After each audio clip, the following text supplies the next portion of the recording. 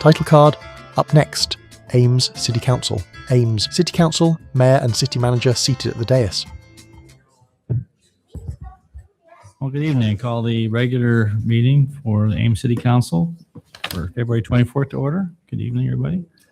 We will get right into consent agenda. Does anyone from council wish to pull an item from consent tonight? Hearing none, I entertain a motion to approve consent. Move consent. Second. Thank you. Roll call. Betcher, Aye. Junk, Aye. Corriere, Aye. Rollins, Aye. Edie Hansen, Aye. Garten. Aye. Thank you. We'll move into public forum. It's a time we set aside for comments on the public on topics of city business other than those listed on the agenda. We can't take any action on this, any comments that are made, and ask that people would limit their comments to 3 minutes or less. And I have 2 cards right now, and we'll start with Brooke Ellison. You want to go ahead and come to the podium and state your name, and you may begin. All A right. citizen approaches the podium. Can you hear me okay? Yes, great, thank you. Okay.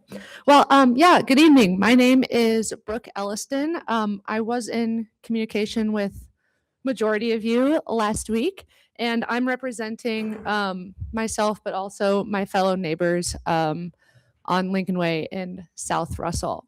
I would like to just briefly add some stats that we found on the city's website regarding to the crash that took our neighbor Margaret Olson's life. So starting off, Lincoln Way carries 8,000 to 5,000 vehicles per day, and that is the AADT study in 2017-ish. The posted speed at our intersection specifically is 30 miles an hour. And according to the City of Ames safety data, at 30 miles an hour, the likelihood of fatality or severe injury is approximately 40%. If eliminating fatalities is a stated goal of the Walk, Bike, Roll initiative, speed reduction must be part of the solution. More on the Ames Walk, Bike, Roll initiative. It also states our intersection is rated level of service F, the worst possible rating for pedestrian and bicycles. The crossing is classified as level 4 traffic stress, the highest stress level possible. And even with the controlled crossing at Lincoln Way and Hazel Avenue, this remains a high stress crossing. In addition, we are also located at an eastbound and westbound bus stop, making pedestrians regularly cross Lincoln Way to access public transit. Strategy number 4 in the city's Walk, Bike, Roll initiative specifically calls for improved pedestrian crossings at bus stops. Additionally, Lincoln Way in South Russell is listed by the city as a highest priority location for bikeway and shared use path projects. This location has already been identified as needing intervention, and the city's facility guidelines state that crosswalk visibility enhancements should always occur at intersections like ours, in conjunction with additional measures like high visibility crosswalk markings, pedestrian activated flashing beacons, and advanced yield lines. We have a printed copy of the city's data that we have mentioned above here, and I have it highlighted if you guys would like that. We also have a petition that has been signed by our fellow neighbors. Very good. Thank you, guys. Brooke. If you want to just bring it here and give it Yep. to Brooke. All right, invite James Thank you very much. Chittister. I'm sorry if I mispronounced your last name. Is that right, James? All right. A citizen approaches the podium. Good evening. Evening. My name is James Chittister. I live at 111 North Russell. Grew up in Ames as well on 10th and Grand. So I was the first on site to the accident last week on Wednesday when the motorcyclist collided with 80-year-old Margaret Olson. I made the 911 call, and I was the first to approach Margaret, non-responsive, lying in the middle of Lincoln Way. And the first to interact with a cyclist will no doubt carry the emotional weight of this accident for his life.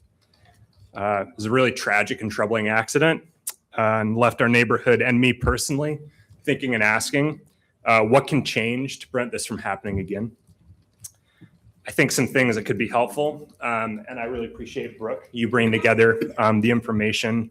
As a layperson, it's not hard to see that things like updated and more adequate illumination for the street, lit and sign pedestrian crossings, a reduced speed limit, wider sidewalks with a higher curb and a better margin between the road could all be good options. These are all strategies, even just driving around town within a 10-block radius, that you see employed in numerous other areas with a really similar setting and situation as far as pedestrians, especially our neighborhood. If you think about things like game day traffic and people walking across the road, in addition to the proximity of the SIRIDE stops that our neighborhood utilizes heavily. This is the father of 4, cyclist, bus rider, an active neighbor, an Ames resident, asking you to take action. It's really important. Walking, biking, busing, and being outside at home shouldn't carry such a high risk. The budget line item cost of risk reduction is small when the effect is on family, neighbors, children, and friends. So thank you for your time. Thank you, James. All right, we also have Annabella Marquez. A citizen approaches the podium. Is this all right, or is that too close? Yeah. Okay, Sorry. perfect. Mayors and council members, thank you for the opportunity to speak here tonight. My name is Annabella Marquez. I'm a lifelong resident of Ames. Hope to spend many more years here. I'm asking the City of Ames to formally register opposition to HF 2541, previously known as HSB 664. This bill would prohibit cities and counties from adopting civil rights protection that go beyond state law. For more than 60 years, Iowa municipalities have had the authority to strengthen protections when local leaders determined it was necessary. That authority has allowed communities to respond thoughtfully to emerging needs and to reflect the values of the people who live there. HF 2541 is not simply just about one issue or one population. While much of the public conversation has centered on specifically transgender Iowans, the bill is much broader than that.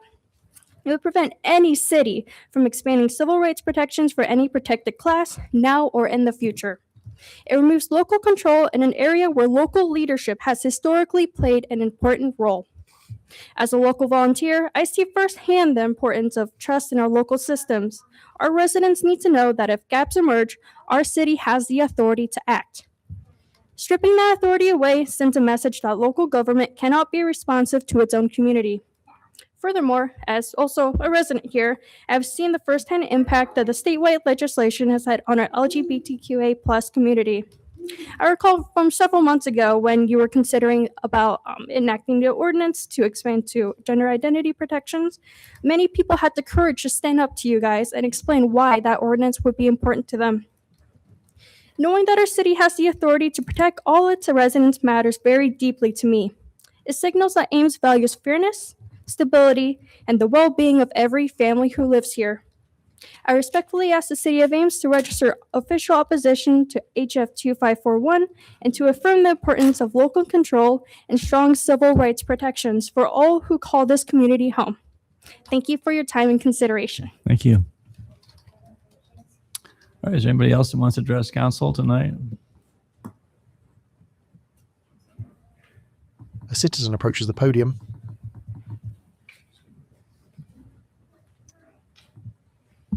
Hi, my name's Caleb Whitehouse. I live at 1003 Lincoln Way. I work at the DOT as a transportation planner, so I have a personal connection to this accident. Not only do I live in this neighborhood, I also walk to work, and I also do transportation planning for a living. I would really like to see safety improvements along all of Lincoln Way, especially in our neighborhood. I think there was a study done that prescribed a road diet, reducing the lanes from 4 to 3. I think that's a good start. I would like also to see painted sidewalks or crosswalks and more lighting. So, Thank you. A citizen approaches the podium. Hi, this is Brooke Whitehouse, and I also live at 1003 Lincoln Way. I just wanted to say that I think a road diet is long overdue between Grand and University to protect bicyclists and pedestrians. Thank you. Anybody else? Thank you. All right. Well, We'll close public forum. Thank you for coming and offering your comments. We'll move on to item number 20, Historic Preservation Commission 2025 accomplishments and 2026 work plan.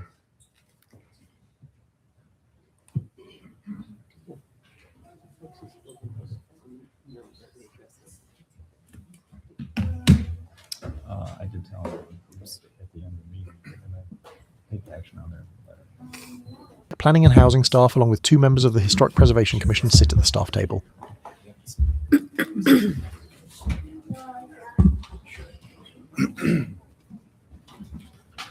All right, so good evening. Tonight you have a Historic Preservation Commission presentation that we do annually to review the Certified Local Government Annual Report, which is a motion that you will have to approve tonight to allow for staff to submit that this week, to be consistent with state rules. And then the second item is to discuss a text amendment to Chapter 31 proposed by the subcommittee from the Historic Preservation Commission. So just as an introduction, the staff report identifies the work plan for next. The staff report focuses on primarily the work plan. The accomplishments are also included in that. And what we really are looking for tonight is direction that the accomplishments are represented accurately and appropriately for the city. And then for the work plan, it is an endorsement of what activities principally the commission would look at undertaking, whether that's a discussion amongst themselves, research by themselves. Some of the activities include public education and other outreach. We noted as one of the items an educational event with the glimpse in the museum and this Ames History Museum. Just want to clarify that was misrepresented a little bit differently. The glimpse is really the organization that is looking for that education event. It's not led by the Ames History Museum. They were a partner last year, but it's not led by them per se. So we're recommending ultimately the approval of both the accomplishments and the work plan. We do note that in the work plan, one of the substantial items the commission wants to take on is a review of substitute material standards or historic material standards for the district. That is a substantial issue within the structure of Chapter 31. And if that does come into the work plan, you would need to, as the council, look at what kind of overall scope of work you're looking for that, including outreach, and when that would be a priority if you were to go out to the public for that discussion. But with that, I am going to turn it now over to our 2 esteemed members of HPC that are here tonight. I guess we're interspersed, so I guess we're kind of split. Melissa is going to, I think, speak for the commission tonight. Yes. Good evening. My name is Melissa Goodwin. I'm a commission member on the HPC. I just wanted to kind of review some of our 2026 work plan. I believe you should have received an attachment A that went over some of our CLG annual report excerpts. And that touches on some of the activities that we conducted last year through the course of the commission. Some of those include we conducted our annual awards program and received nominations for that. That's actually currently ongoing for the next cycle, for the 2026 cycle. And we're able to award three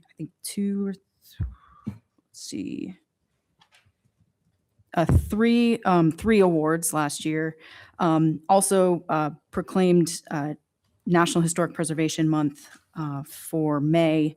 And then we also, I think one of our major contributions last year was helping to support the Glimpse Inside program and activity, which occurred last fall and was an open house, first recent time in Ames, where folks got to,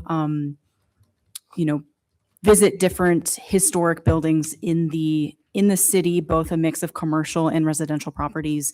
And both we as the commission and as well as the Glimpse Inside organizers, I won't speak for them, but I believe we did hear positive feedback kind of across the board on that front. So with some of those activities in mind, I think we are set to kind of pursue those again this year. We are, as I mentioned, currently accepting nominations for preservation awards. We also, assuming that the Glimpse Inside program occurs again, we would hope to support that as one of our one of our major goals is to help educate the public on historical properties and the importance of historic preservation, and that program really fits well with our goals, and so we are happy to help support that program. Additionally, we are looking to potentially secure a speaker for to address tax credit opportunities for historic properties in Ames, and I believe we thought that this. With the upcoming and ongoing Ridgewood and Chautauqua Park neighborhood, we thought that would be a good opportunity to then be able to share, potentially with some I think in the past there have been some speakers that maybe address the commercial side of historic tax credits, but to be able to bring someone in to speak to the residential aspect of that for these property owners who are now kind of brought into the mix with that neighborhood. Let's see. Additionally, continue to facilitate the dissemination of historic preservation information. I think one of the things that came up during the last year is that we've had some folks that we've heard sort of anecdotally at some of our meetings that some property owners aren't always aware when they're buying into the neighborhood, the Old Town neighborhood, that it is a historic neighborhood and that there are additional requirements, and that it, often some houses might be under the, might be required to follow Chapter 31 of the municipal code, and they're not always aware of that. And so one of our goals is to be able to, devise some way to better educate the public that are entering and buying into the neighborhood about some of these requirements, so that they don't buy a house and find out later, oh, we have to go through these extra steps, or might have potentially more expensive repairs or things like that. And so, that's something that we want to explore and see how we could get that done. And additionally, as Kelly mentioned, we also want to look at, based on our last year 2025 work plan, looking at some potential energy efficient improvements or changes to Chapter 31, and potential additional verbiage for window infill, and that will be further addressed in item 21. So I won't speak to that too much, but I don't know, unless Kate, is there anything else you? No. Okay. And this is Kate Gregory, a fellow commission member with me. Sorry, I failed to introduce her. But with that, I'm open to taking any questions that you all may have. Thank you. Questions?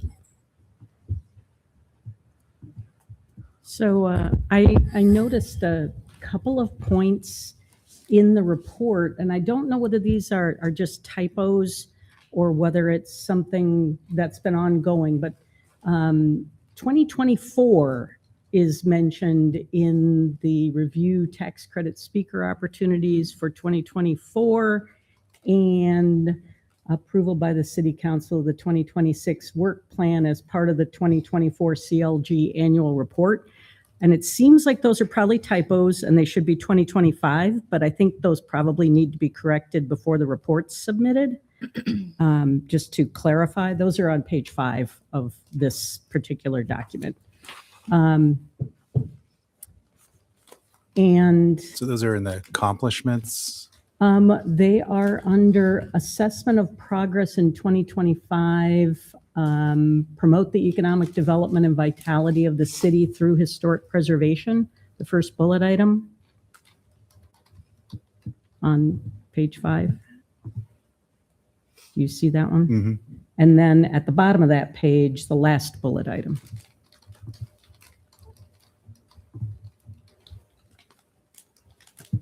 Got it? And I didn't know whether I was confused by that and we're actually looking at holding things over. It is a typo. Is that right? Yeah. Okay. So that report should be updated to be for 2025. The other thing that I wondered about was the request to have have someone come in and talk about tax credits. It sounds like this has been an ongoing discussion. Has it been? Or have you had somebody in to do commercial and now you're going to do residential, or? I think several years ago, someone did commercial. but in the last 5 years, maybe longer, to the best of my knowledge, there's been no one who's come in, either the committee. Excuse me, Kate, would you mind having the microphone so people in the back can hear? Thank you. Sorry. There has been no one in the last 5 years who's spoken to the committee or commission, I guess, about residential historic preservation credits. And we think as a commission that would be useful for our knowledge and also to make that available to the public. And in parallel, we want to get that information better out to the Old Town community and also the Chautauqua community. So we're trying to figure out the best way to do that, whether it's through a newsletter or a meeting or whatever we do. So there are really two efforts that we're looking at to try to increase knowledge of our own and of the public regarding tax credits for historic residences. I just wondered about it because it seemed like it was something that had been under discussion for a while. And it also seems like something that should be easy to accomplish. So it feels like low-hanging fruit that would be really helpful for the community. We agree. My other comment, because I'll save the stuff about Chapter 31 to item 21. My other comment is that the proposed 2026 work plan feels a little bit waffly, like there aren't measurable goals. And part of that is, again, like consider speaker opportunities, get a speaker in. You know, I would love to see that because it has been a while since Ames has had that. And offering the Old Town neighborhood information, I think it's essential that you get them the information and it can be distributed. So offering sounds a little bit like, well, we don't know whether they'll take it or not. This is essential stuff because obviously people aren't understanding what the Chapter 31 expectations are when they purchase properties.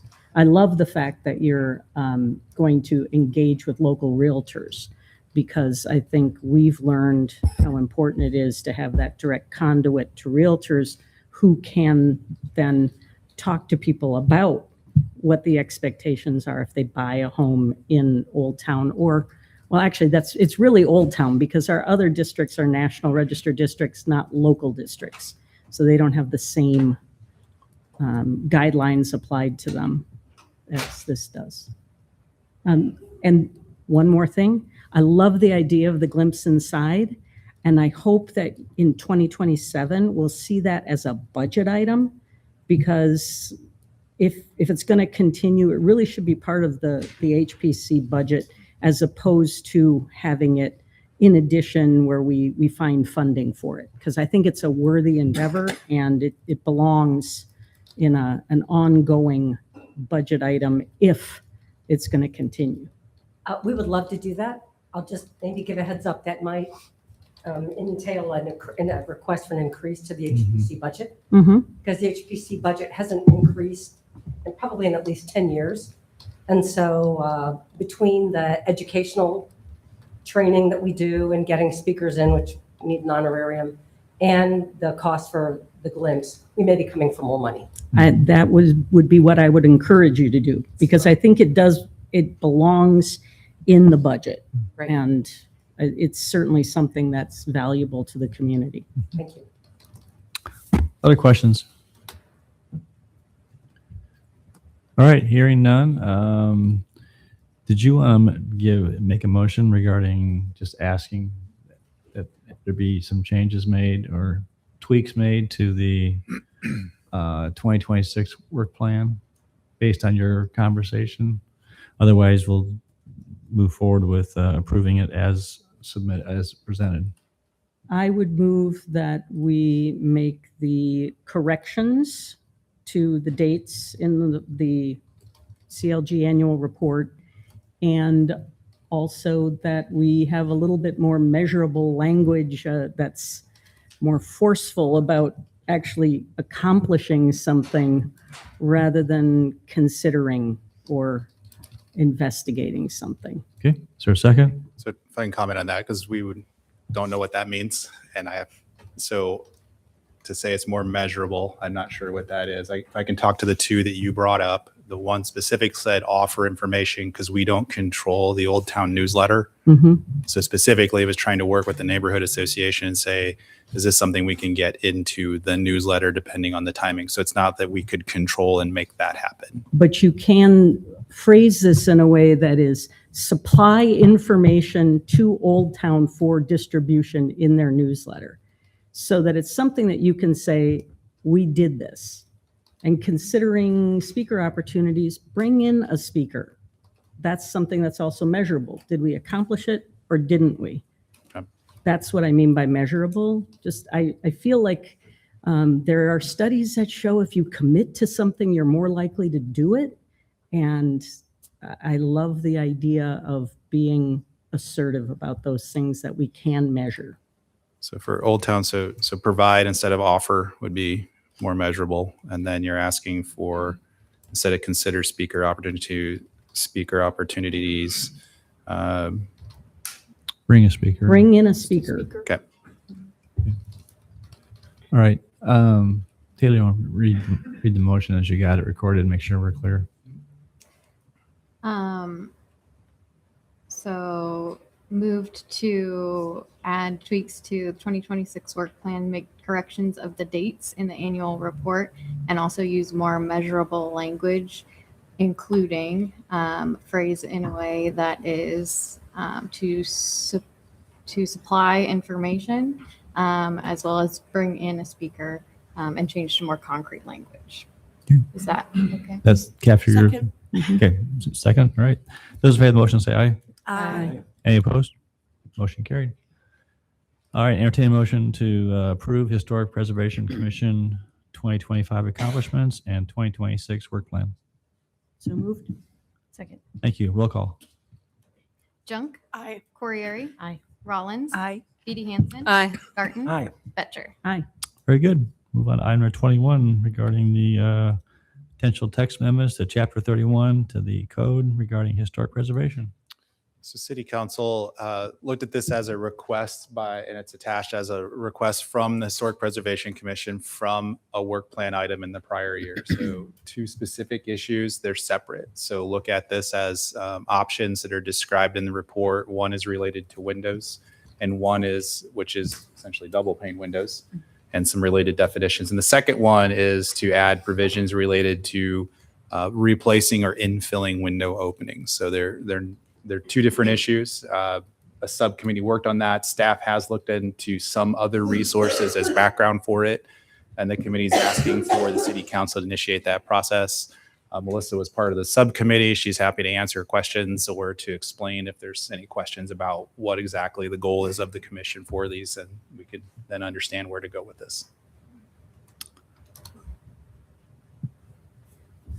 All right. Questions, comments? I want to leave it open for other people. Otherwise, I've got some. Why don't you go ahead and start, Gloria? Honestly, I think this is a bigger issue than something we approve tonight, because I think this is something that requires a lot more discussion, because at the heart of Chapter 21 is the materials that are required, and there are arguments in the broader preservation community over whether replacement windows are acceptable or not, and for what reasons.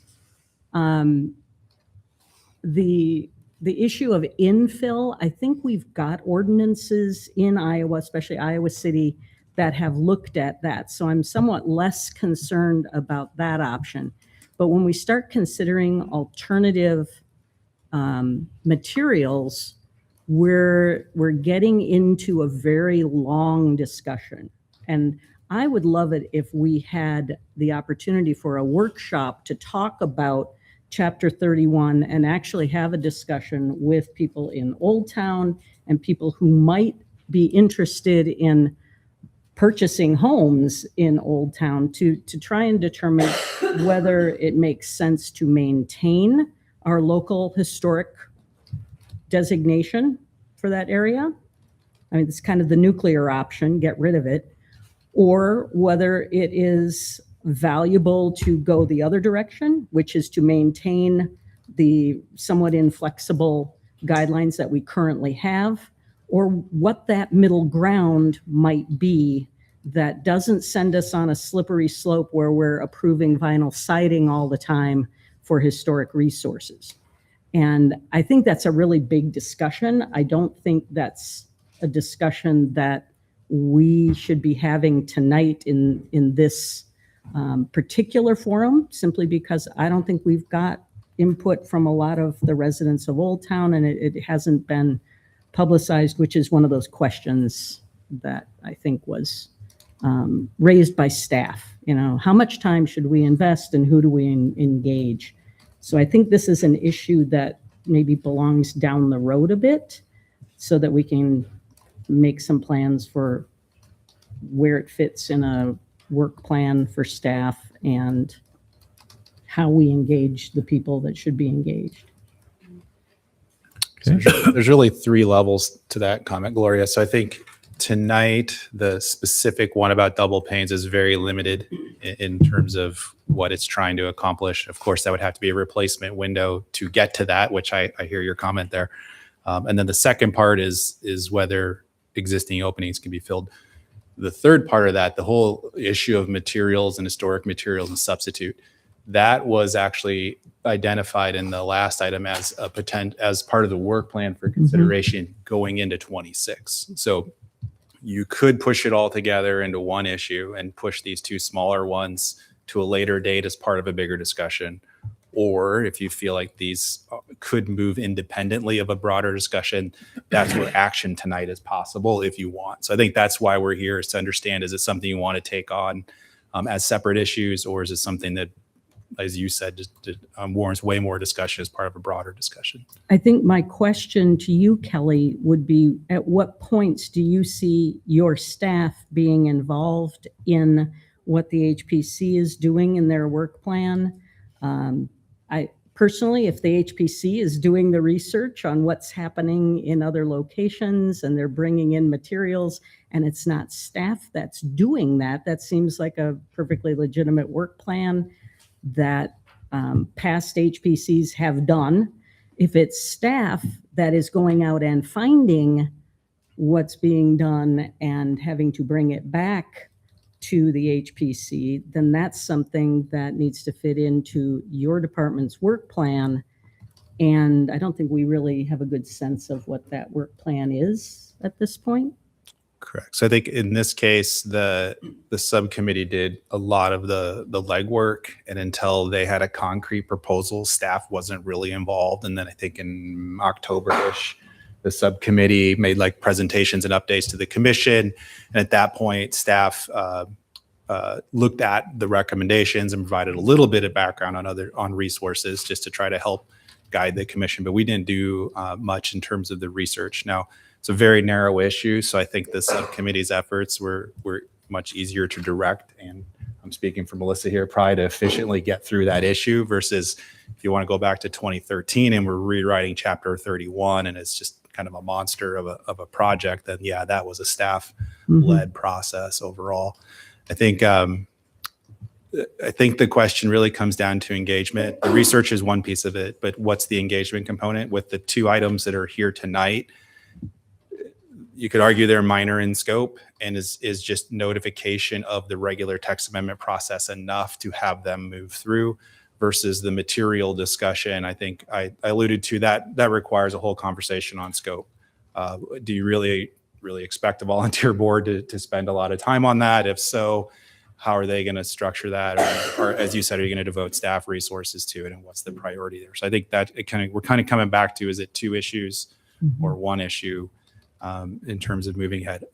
In terms of our work plan, I plan to bring that to you on April 14th, I believe, is the first meeting in April.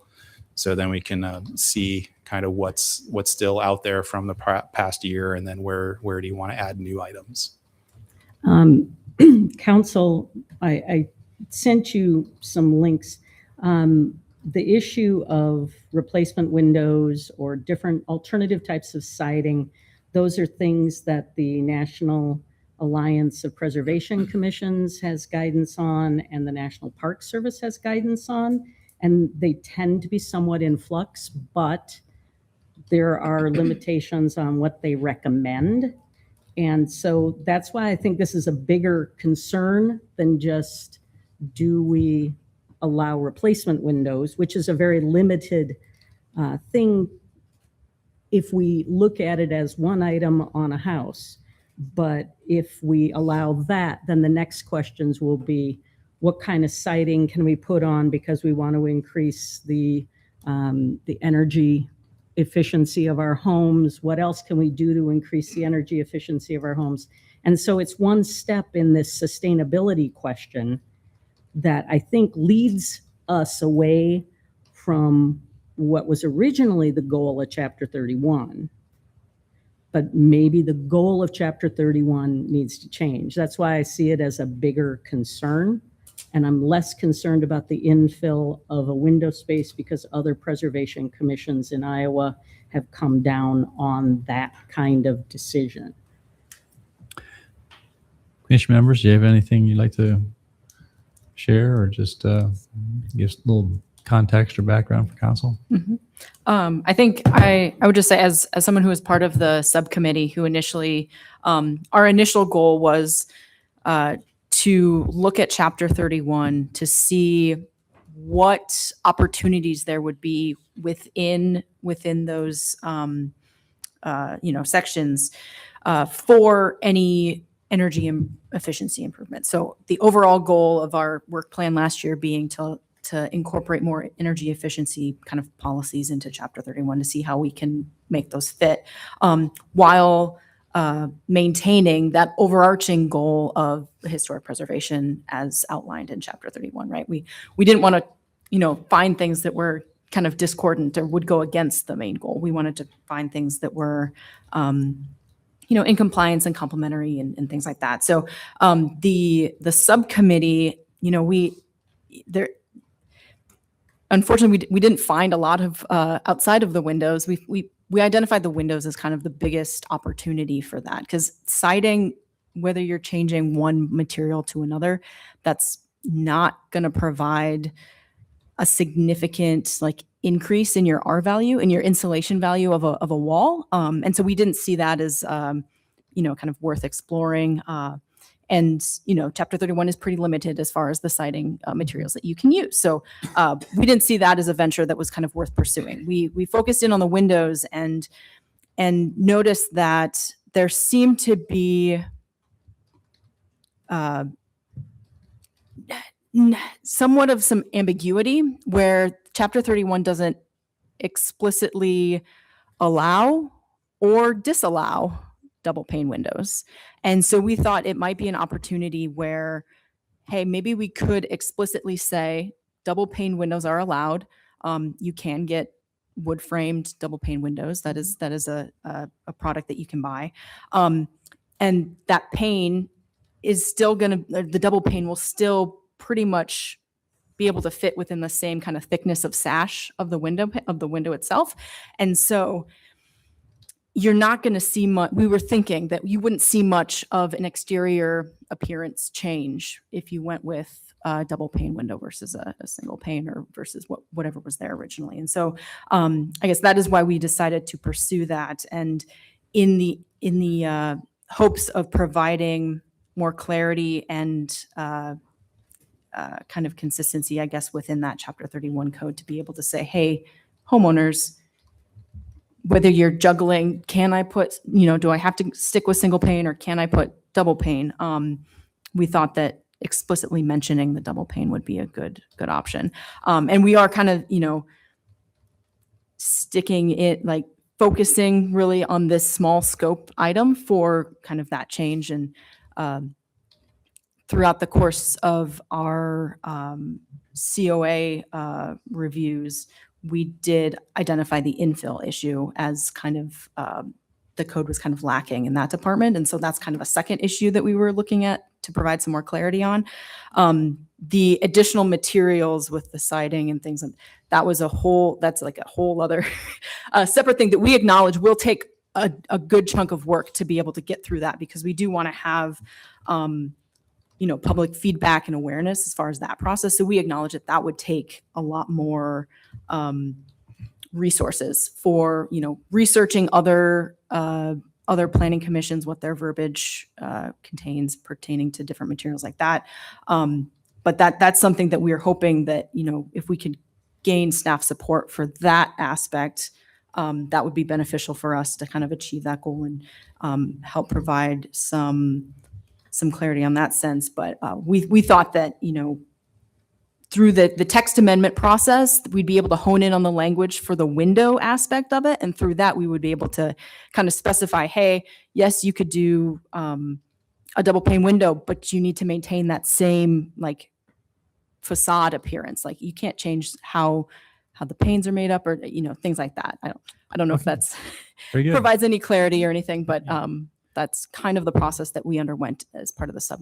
Are there other questions? So, if we were to survey the people who live in Old Town, what do you think? Do you have a sense of what their opinions would be on the issue of the windows? And if you don't, that's okay. Most of the people in Old Town would really like to see some appreciation for new materials that are consistent with the flavor of Old Town, but would allow more energy efficient homes.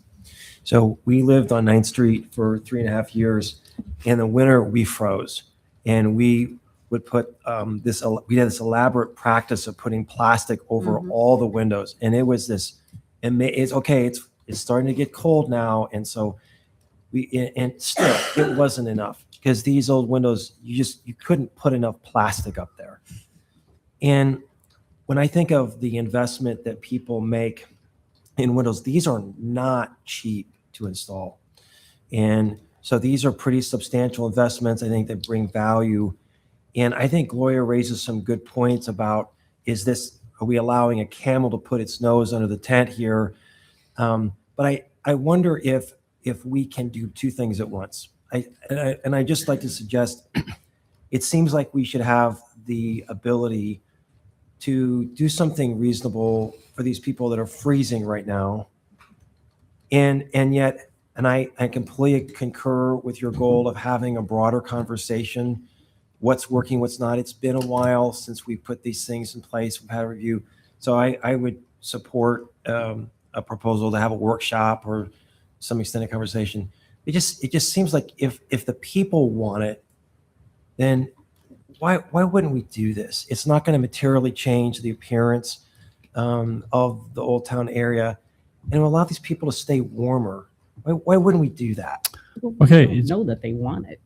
I mean, Kate is a representative person, but that's the point of having a workshop. All right. We'll open up public comment. Does anyone want to address council on this topic?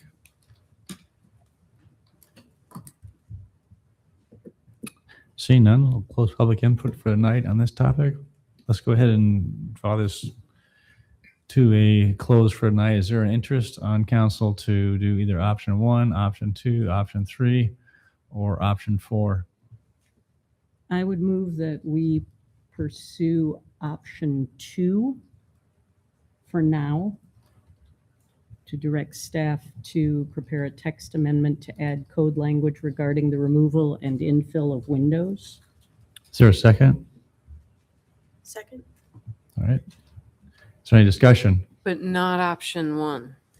No, because I think that's part of a bigger discussion that's related to alternative materials, and the national bodies that advise on these things are not in favor of replacement windows generally. And life cycle of the product says if you replace the window now, you will be replacing it again in about 25 years and again 25 years after that. So long range sustainability against immediate possible increase in your R value. So that's generally where the discussion comes down, along with the appearance. And I think Melissa's right. There are wood framed windows, but if somebody wants to put in a vinyl window, is that part of the discussion that we have or not? I think it's something that needs broader discussion. I don't want someone in DC telling us in Ames how to keep our people warm at night. Let's let these people put in some double pane windows and have some warmth in their homes. Okay, there's option 2's been moved and seconded. Those in favor of the motion, say aye. Aye. Those opposed? Nay. Motion failed. Is there another motion? I'd like to move option 3. Is there a second? I'll second. Okay, discussion. I think it's a mistake to move on this because just because one neighbor wants it does not mean that the neighbor next door or across the street wants to look at what that neighbor has done. Yeah, I hear you. I think I get the sense that if efficiency is really important for long-term sustainability. I think modern, and again, the look is supposed to match, right? So what we're doing is not altering the way things are supposed to look. Yeah, I think that's a fine. I think that's a good point. So Melissa, can you just comment with this? Is it the intent that the replacement window would be the same size, design, appearance, and to Gloria's point, potentially the same material versus being vinyl casement where you have a double hung wood window that's divided light? Could you share what the intent of that is? 'Cause maybe that would help Right. Okay. allay some of the concerns, Yes. not all the concerns. Yeah. So I think our intent was just, the windows would still be subject to the same design guidelines as stated, like same material, size, shape, I guess, in some cases. And, if there are muntin bars in the window, those would have to be in the next version of the window.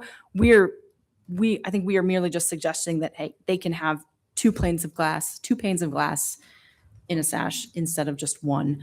And everything else, as you're looking at the window, would be the same and would be subject to the same sort of design guidelines and review as current window replacements. So that will be included in the text amendment language that would come back to council for review. Yes. Yep. Okay. Those in favor of the motion say aye. Aye. Opposed? Nay. All right. Motion carried 4-2. The nays were Anita and Gloria. So just to clarify then, so under staff comments, just the process, what staff was suggesting was not to hold public meetings about these two particular issues, but to just use a mailed notice and let people plug into the process. The process includes a hearing with HPC, a hearing with the commission, and a hearing with the city council. So there's 3 opportunities to become engaged in that without a full-blown discussion of everything about Old Town, the historic district, and the neighborhood in general. So that's acceptable. Who be the recipient of these? I suggested we would send a postcard to every property owner in the district. So that's pretty manageable in terms of the number that goes out. Right. And if that's acceptable, then we said that could be something that could start in May. Okay. Unless you were to say, I want to defer that decision to the work plan discussion in April. Is there a motion giving staff direction in terms of what kind of public outreach? I would move that we wait until after the work plan discussion because I don't see this as something that's immediate. Second. Okay. Those in favor of the motion say aye. Aye. Opposed? Motion carried. So just to make that clear then, so in April, it will be on the list of department projects, and that will then be prioritized in April of when to start the actual text amendment process with HPC, P&Z, and council. Okay. All right. Very good. Thank you. Thank you all. We missed that. I just want to introduce Parker Walsh. He's been with us for over 6 months, but he's an assistant planner, and he's taken over some of the responsibilities of Ray Anderson, who for years worked within the historic district. So Parker's here to help provide staff to the HBC and do some certificate of appropriateness reviews. Welcome, Parker. Thank you. Nice to meet you all. Good to meet you. All right. Very good. Move on to item number 22, residential curbside recycling program. Brian?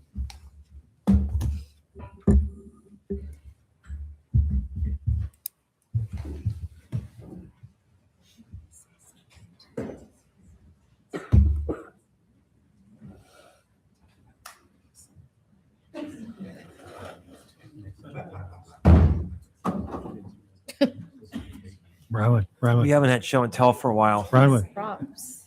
Gotta jump out of the box. Oh, cute. You're so sweet. Public Works and City Manager staff sit at the staff table. Ooh, we already have. Brian, this is blocking the view of all those people in the back over there. There you go. Miniature examples of different coloured recycling bins. If people want to speak, they have to stand at the bin. Next to the bin. Actually, I want to just throw paper into it. All right, go ahead.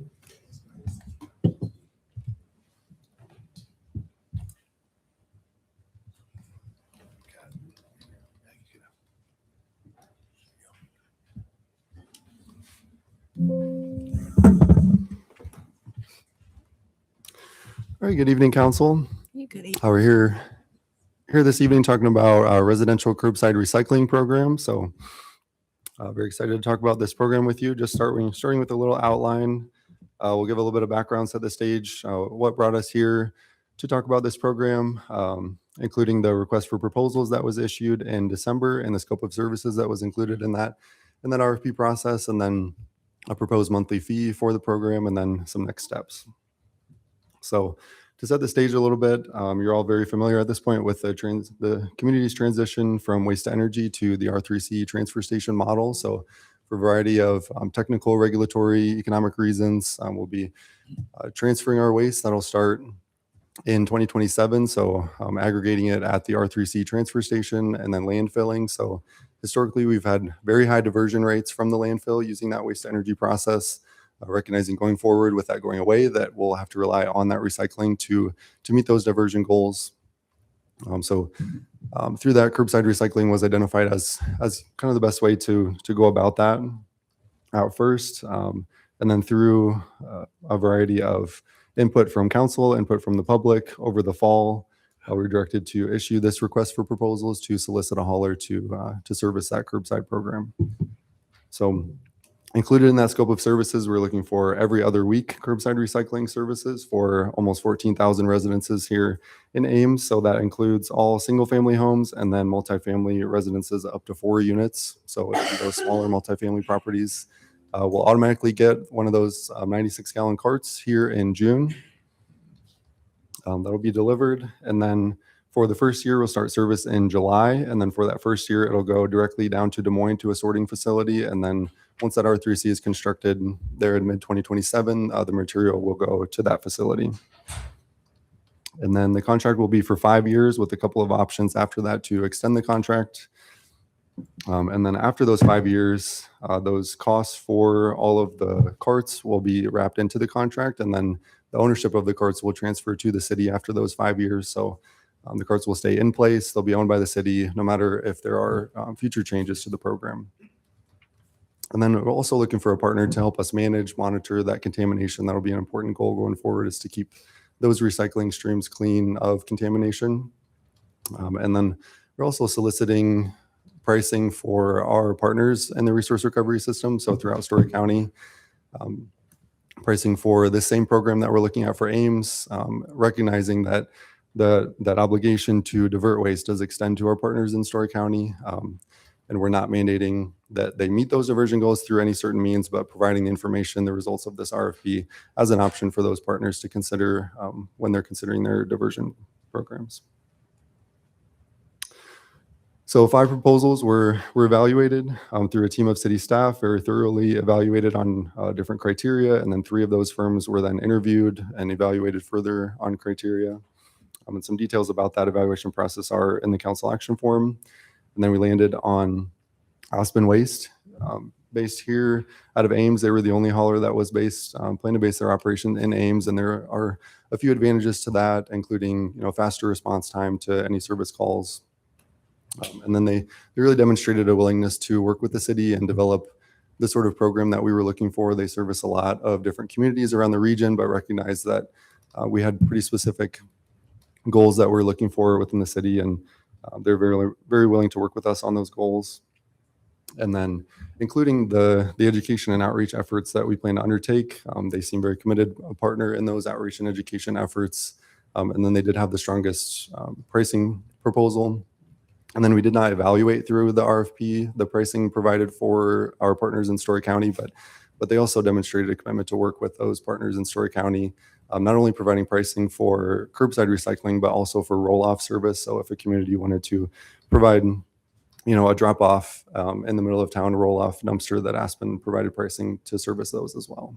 Before you move on, you skipped over house side service, and this is an important asset because we got emails on that. Would you just talk about that for a second? Yeah, so we'll offer house side service as part of the program. So for elderly or disabled or other folks that are unable to get the cart down to the curb, so Aspen would go and service that cart for you up at your residence, and that'll be an important service, like you mentioned, for some folks. Just to be clear, it's not everybody. It's going to be a pre-qualification and worked out between the hauler. But I just want to make sure that, because council has heard about it and appreciated the fact that that was included as part of the service, it's important to our community. Correct. You'll have to apply for and request that service. Thank you. Bar graph breakdown of the fee average. All right, and then onto the pricing. We're at $775 per month per household. So that cost incorporates a number of factors that are laid out there on the right. So about half of that goes to the hauler and to the cart. And then a percentage of that would be for the capital and the operations over there at the R3C. So that would be 0 in year 1, but years 2 through 5, the material would go to the R3C, be aggregated there, loaded onto the transfer trucks, and then hauled down to Des Moines for sorting. And then the disposal costs in there, that is one of our variables. So the disposal costs will vary depending on the recycling markets. So we've made some conservative assumptions there for the recycling markets and those disposal costs. And then also for city administration to operate the program, and then maintaining a program fund for some of those other variables there. So the fuel costs will be subjected to some changes, fluctuations in fuel costs. And then also on the R3C construction bids that are coming in currently, those could also change. Just to unpack just a little bit why city administration is even in there, because there are direct costs that you're going to be incurring. Would you explain why that is?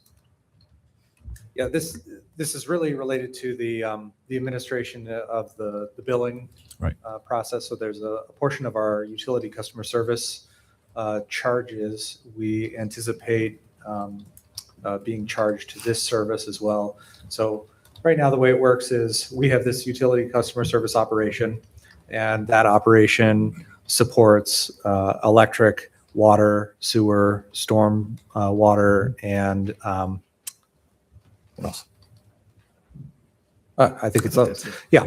But there's going to be some costs for including the recycling on the bill. There's going to be some costs for changes that are necessary for answering the phones, responding to concerns and logistics, things like that. So a very small portion of the overall utility customer service expenses for that operation will be supported by a portion of the fee here. Thank you. And this would apply to all eligible customers. So a lot of these costs are fixed costs that will occur no matter if you set your card out or not. So you are able to opt out of the program, but you would still receive that charge, as we'll still be paying Aspen and we'll still be incurring these costs for the program. And then through those financial modeling, it's our goal for the fee to remain relatively flat over those 5 years. And that's our goal throughout the contract. And then also wanted to touch on education and outreach. So this is a top priority for this team, for Susan and her team. We do not want you to be surprised when the cart shows up in June, and going through a lot of effort to avoid that. Our website is always going to be the best place for information. We have a page up for this program. We'll continue to keep that up to date as the details develop. And then lots of in-person events will be represented at 2 different elementary schools this Thursday to try and get the word out about the program, and then also through a variety of digital and mail methods. So we'll send out a postcard to all eligible customers before the program starts, and then continuing to pursue any opportunity for community events, city organized events throughout this spring and summer to get the word out. So this is probably a good time to reference our containers up here. So one of the first big decisions that we have to make is which color the recycling containers ought to be for the community. We've narrowed it down to a list of 6. 3 of them are represented here by these models. Of course, the cart in the back here is the actual size of the cart, not the smaller one here. But tomorrow we will be kicking off some polling and voting for the different options so that we can determine what it ought to be for the whole community, and we can get the order in for the carts to be delivered in June. And if you are surprised when the carts are delivered, they will come with a packet of information about the program, and then there'll also be some information stamped on the lid about what's acceptable, what's not acceptable. And then next step, so we are recommending a delay of the contract award for the next meeting. I'm not asking for any action tonight. That's just to give everyone an opportunity to learn a little bit more about the program before making that commitment. All right, thank you. Questions? I have a question. A lot of work went into all of this stuff, and I'm really appreciative of that. I'm just wondering, is there any room in the future to look into residences that are more than 4 units of multifamily to have recycling at those apartments and residences like that in the future? Is there any discussion about that or room in the future for that? Yeah, absolutely.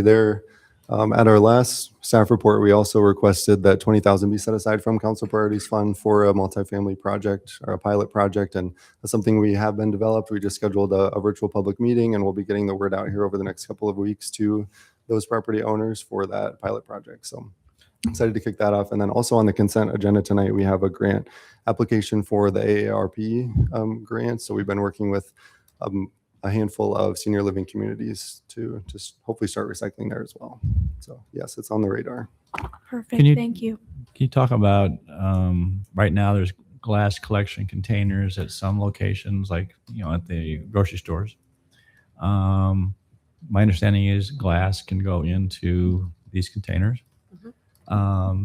So if there's people who have extra stuff, can they take it someplace else? I know the resource recovery or the R3C will be accepting it, but what's the plan for the glass collection containers?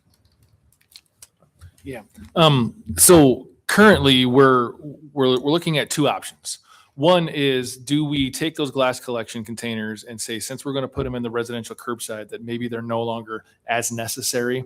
And so part of that could be one of the biggest recycling options we have right now is for cardboard.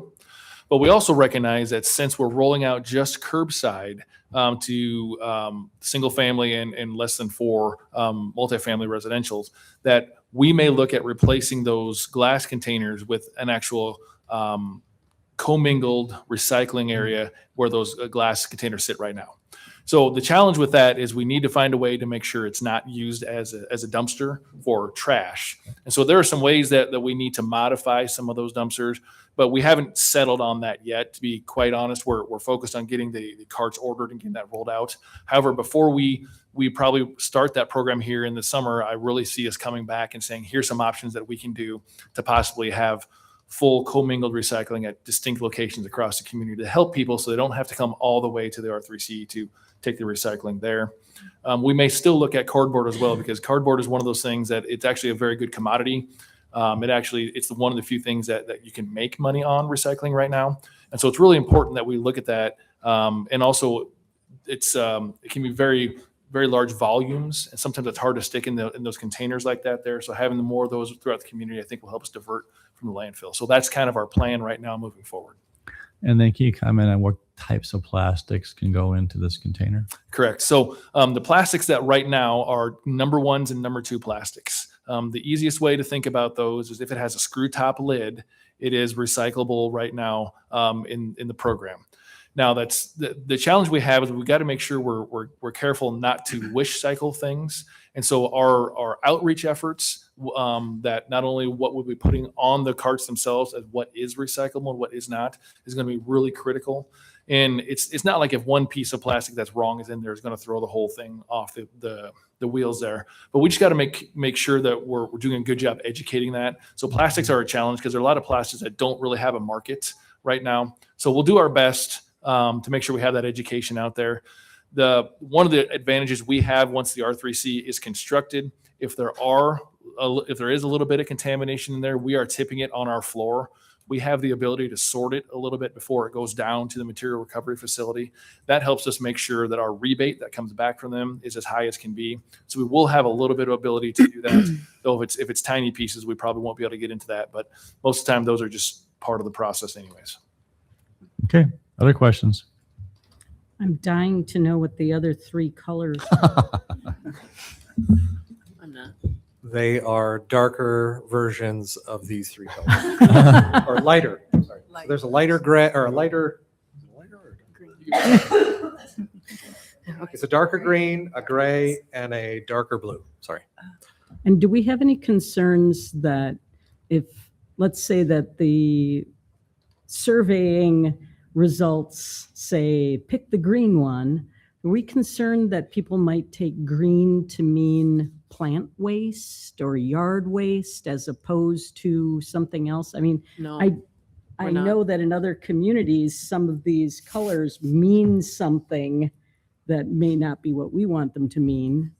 So we have heard a lot of feedback from the haulers in the interview process that the color of the bin is fairly meaningful in the waste disposal industry. And green means recycling. But we will have a City of Ames recycling program logo on both sides of the container. We will have on the lid the list of things that ought to go into the container. We feel pretty strongly that we should be able to get people to recognize that it's a recycling container and not for something else. All right. Well, which is a few more questions. So we have our share of cave people in Ames, Citizens Against Virtually Everything. And so I'm anticipating there'll be people who say, I'm not doing nothing on this. And so if they don't pay the $7.75, what happens? So it's part of their, we're gonna bill them. Start to become behind on their So, utility bill. But if people don't pay the utility bill, then eventually we turn off the utilities.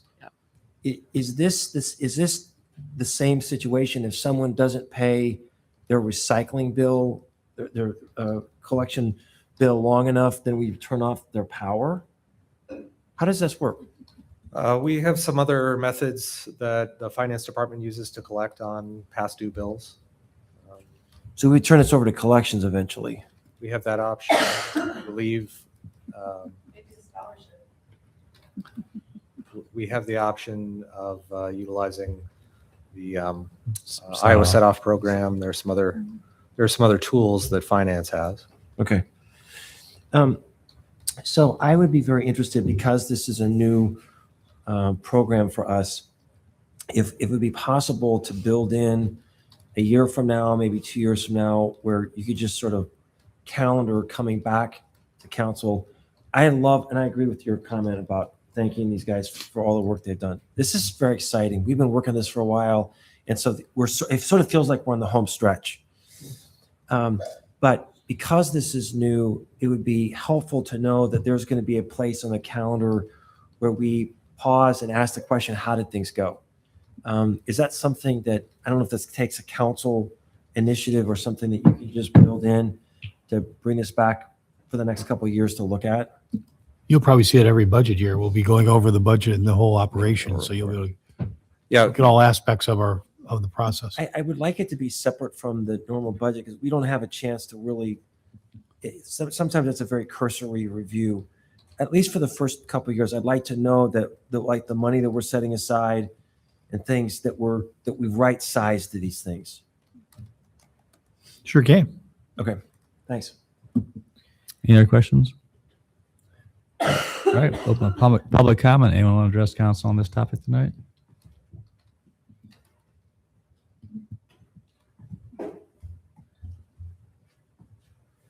Good evening, Council. I'm Thor Nelson from Aspen Waste Systems, and I just wanted to say thank you very much. We're very invested in this community. We couldn't be more excited to be the partner with the city going forward on this program. And I just wanted to offer, if there was any questions, I'm happy to answer them. But thank you. Thanks, Thor. Can I ask one question? One. Well, I don't have to ask it. No, go ahead. No, it's okay. Go ahead. No, Go it's ahead. all right. Go ahead. Let's go on. I don't want to take up any time. It's really okay. Yeah. I withdraw the question. No, it's not important. Anyone else? All right. Close public input. All right. Is there any further questions? Otherwise, entertain a motion. I would move we accept the report. Second. Number 1. And direct award the residential curbside recycling collection contract be placed on the March 10th agenda for final approval. Very good. All right. Those in favor of the motion, please say aye. Aye. Any opposed? Motion carried. Thank you. And I would agree and echo what Emily said. Thank you. And I know all of you have spent a lot of time on this, and this is really exciting to see this come to fruition. Mm-hmm. So let's see. Vote green. No, just kidding. No lobbying. We don't get a vote actually on that one. We don't. It's online. Oh, let the citizens pick. All right, we'll move on to item number 23.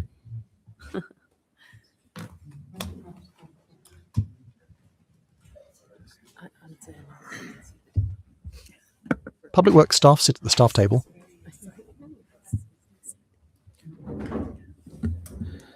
Good evening, Council. So this item tonight is a memorandum of understanding between the City of Ames and Astoria County. And what it's for is really the next progressive step in project development for a potential roundabout improvement at GW Carver and Cameron School Road. If people aren't familiar with where that is, it's in the northwest part of the community, right kind of adjacent to the Ames Golf and Country Club and some newer subdivisions in the northwest of Ames. So really the biggest thing that I want to point out is that this step is just more of a step of feasibility. So we need to do a concept, and we feel like it's a great candidate for a safety grant. So we have that in the scope, but it does not obligate the city or the county for actual construction.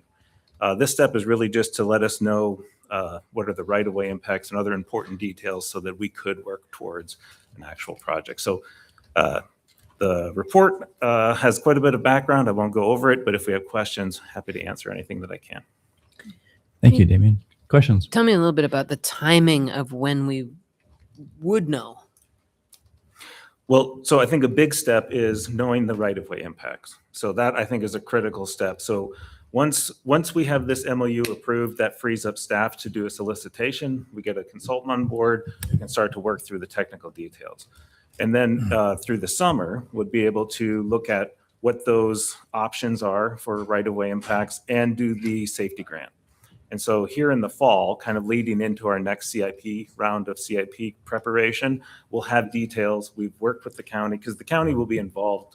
The county engineer will be involved with this process. So we'll have some dialogue there and come back to council here in the fall, hopefully in time for the CIP development. And if we do, for argument's sake, say we have an agreement on how to do a project and how to fund it, we'll likely put that proposal before City Council.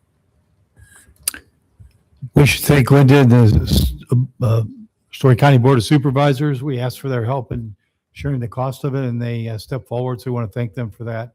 A real partnership and working ahead on that project. Yeah, I was just going to say that. And the council probably saw a letter we sent to supervisors. That was the end of last month. You know, they promptly got on their agenda and supported it. So Linda, Tifa, and Lisa, thank you very much for your support. And we appreciate the ongoing partnership that the city and the county have working together. So thank you very much. Other questions? All right, open public comment. Does anyone want to address council on this topic tonight? Seeing none, we'll close public comment. Entertain motion on resolution approving the memorandum of understanding. So moved. Second. Thank you. Roll call. Corriere. Aye. Rollins. Aye. Vita Hansen. Aye. Garten. Aye. Betcher. Aye. Junk. Aye. Very good. Thank you, Damon. Thank you, Justin. Do you want, was that just the memorandum or also allocating funding? There's also a B to that you might want to take a look at. I would move that we direct Thank staff to you. allocate $50,000 from unobligated ARPA funds to support the city's share of the preliminary engineering and grant application work. Second. Thank you, man. That would have been a bad oversight. No, it's all right. Thank you. All right. Roll call. Rollins. Aye. Beatty Hansen. Aye. Garten. Aye. Betcher. Aye. Junk. Aye. Corriere. Aye. Thank you. Thank you. All right, move on to item number 24, annual tax abatement certification.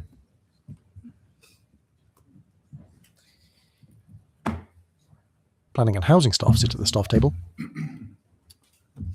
All right, so today on this item, you have an annual obligation to certify that applications under our adopted tax abatement programs have met qualifications. So we have 52 applications that were complete, and as of today, had everything complete for your approval. We're recommending approval of those.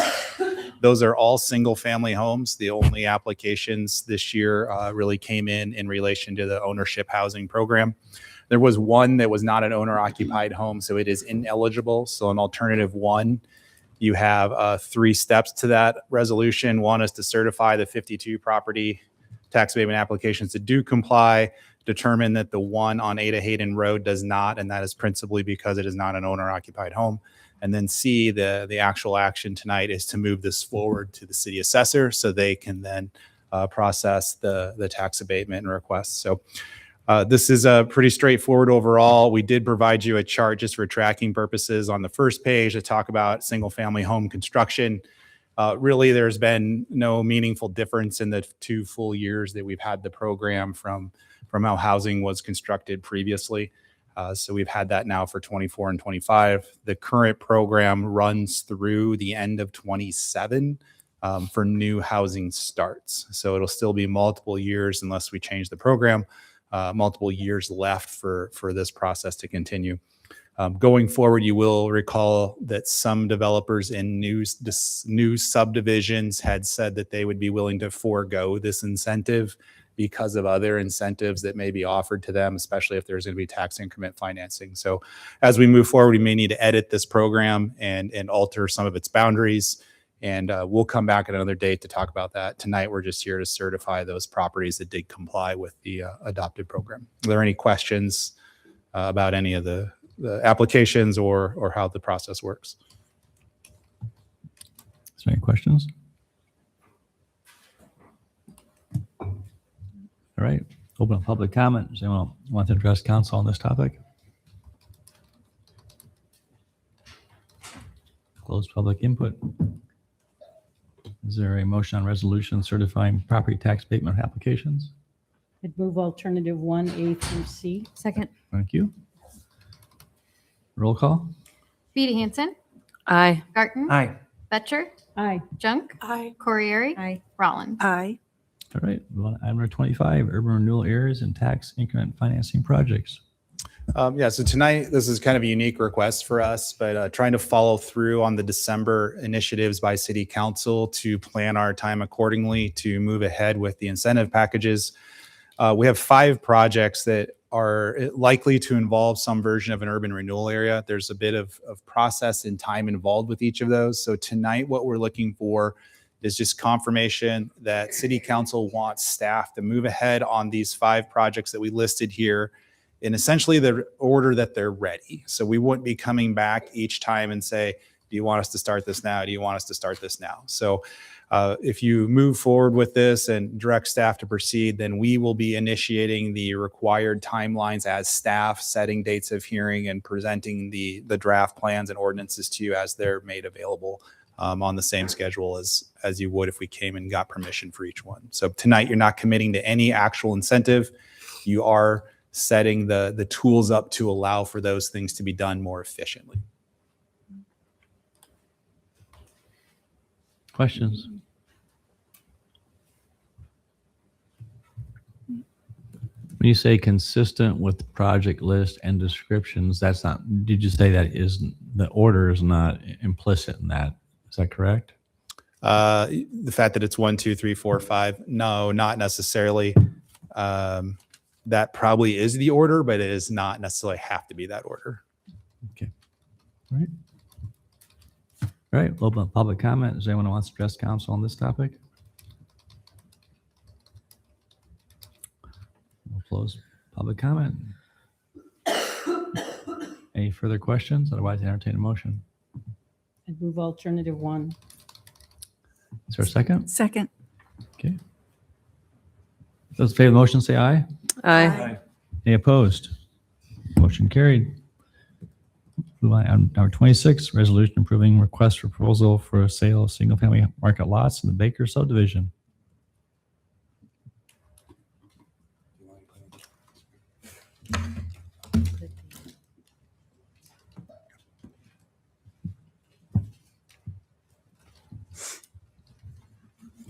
Good evening, Mayor and Council. Before you, we have a long-awaited request for proposals to develop the north side of the Baker subdivision. We completed the south side this past year with 8 homes built by Habitat for Humanity and then our 38 low-income housing tax credit townhomes. So that is completed. So now we're anxiously moving to the north side where we have 18 remaining lots that we're looking to propose to sell. We have prepared this RFP right now to sell 6 of the 12 market rate lots and make certain number of those lots available as part of the RFP, which has been identified on this.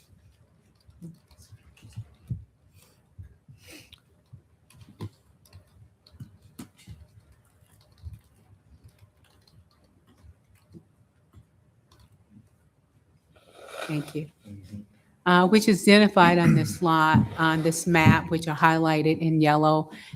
We just added lot 13 from your previous approval because it was, we had missed one lot. So it is 12 market rate lots that are available.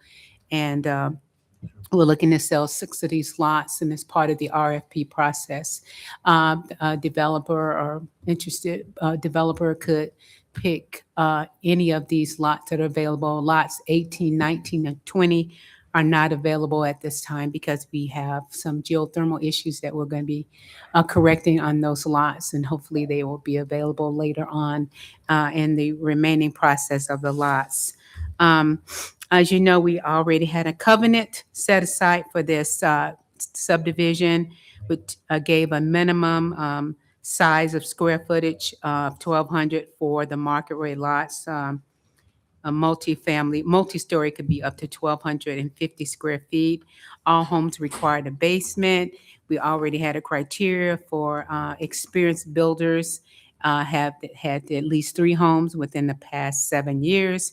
These homes are only going to be for owner occupied. They're not for to be rented out. All the homes have to be connected to the geothermal system that was put into this subdivision.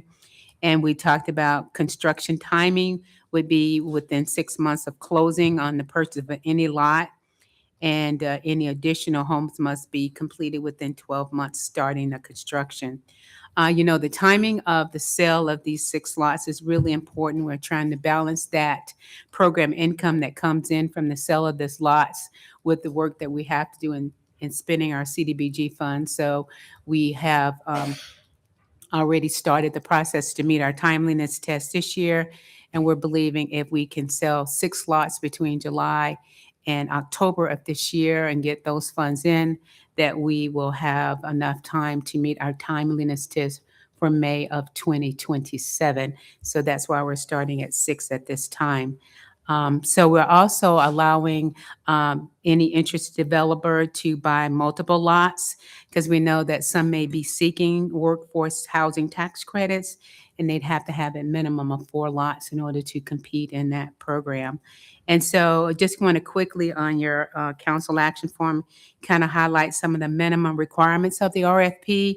And again, we are going to be looking at the type of home design and style to be built on the lots. Again, the builder readiness and identifying whether a contractor or developer meets the minimum requirements, proof of financing or qualifications for a loan so that we know when we sell the lots, they will be built within the time frame that's in the covenant, and identify which market rates lots they would like to be interested in purchasing. date of closing and any contingencies, such as if they were to apply for the housing tax credits. And also, we're looking at if you're buying more than one lot or 3 lots, that no 2 houses plans will be built next to each other. That's the same criteria that we did in our Kimmel Road development down there. We also laid out 3 scoring criterias. It talked about 50 points for housing design compatibility with the neighborhood, 30 points for the quantity of lots that they purchased, also price for the lots, 20 points. And we talk about the price of the lots in that we use our CDBG funds to purchase this land and to put in the infrastructure.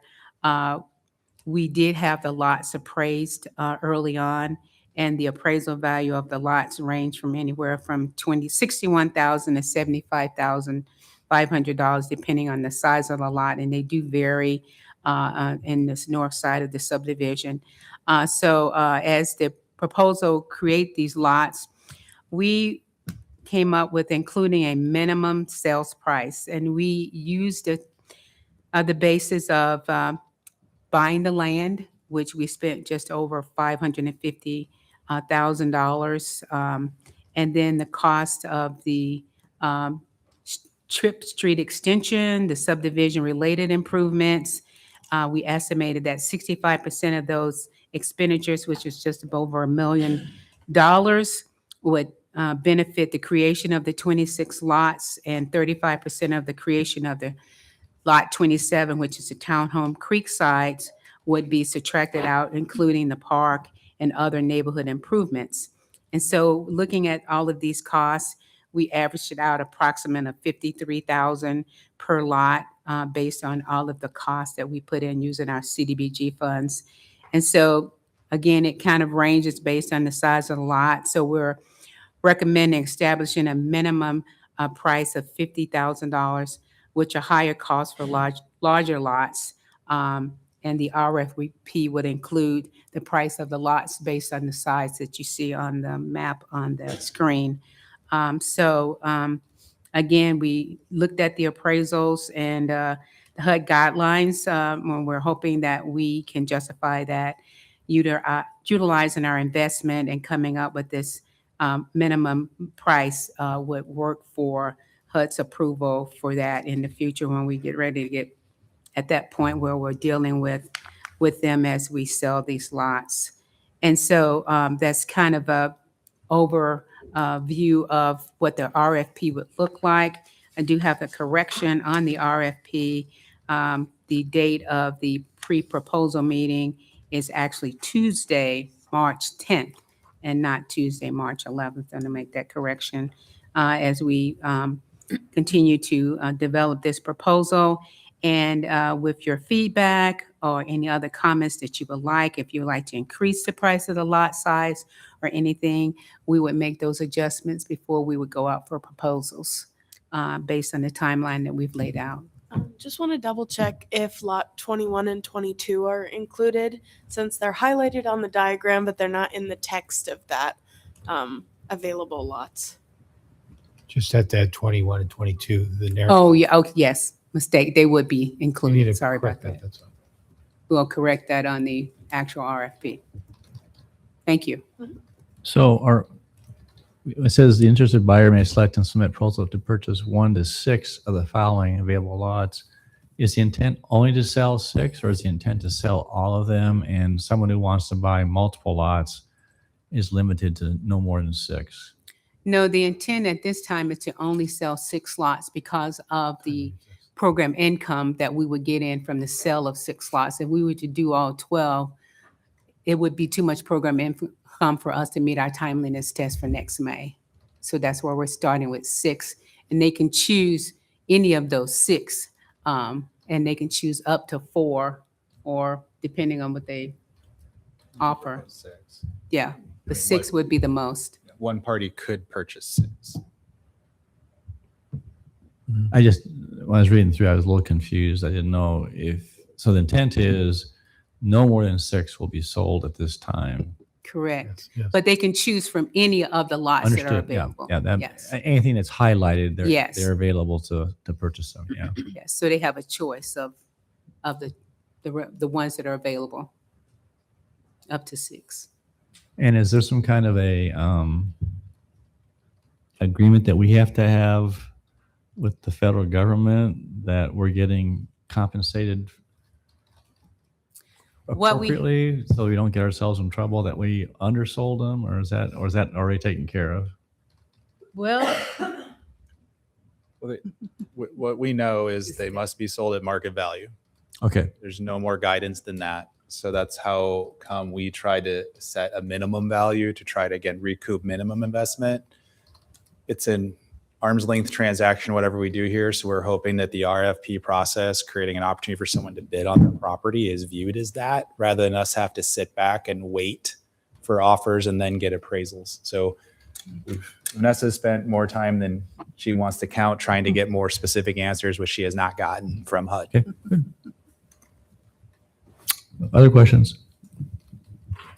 There seems to be a sticky note about GIS on here. I'm just wondering if something is missing. It's on page 5.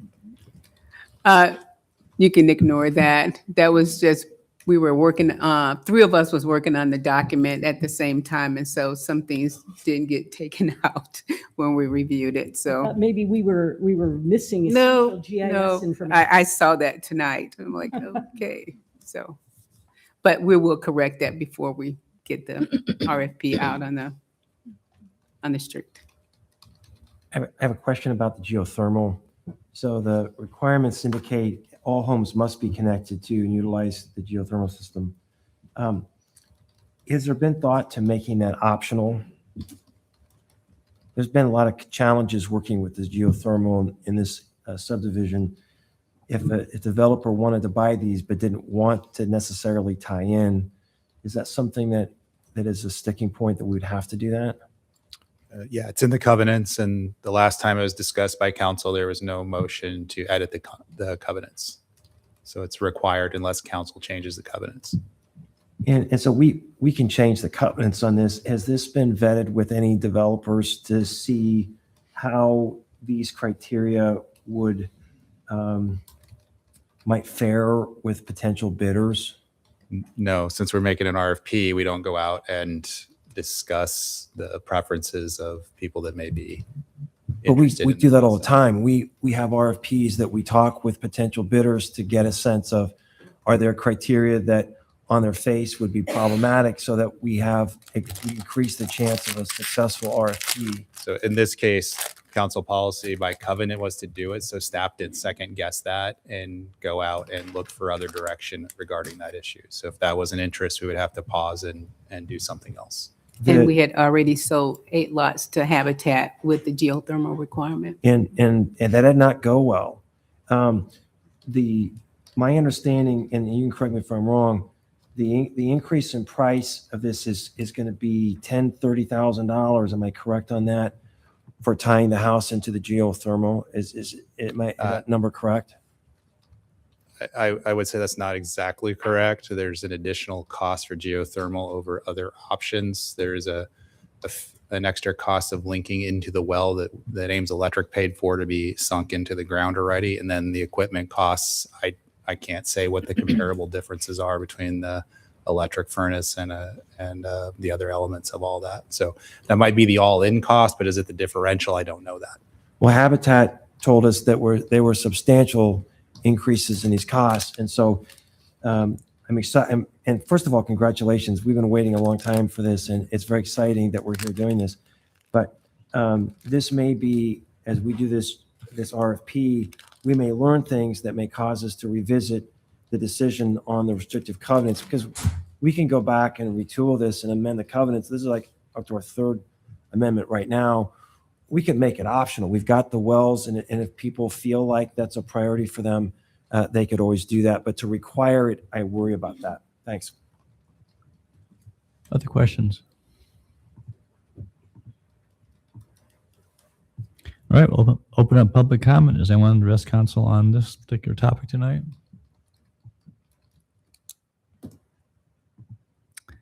Seeing none and hearing none, we'll close public input. Is there any further questions or comments? Is there any interest? Is everyone supportive of the minimum purchase price listed in the proposal?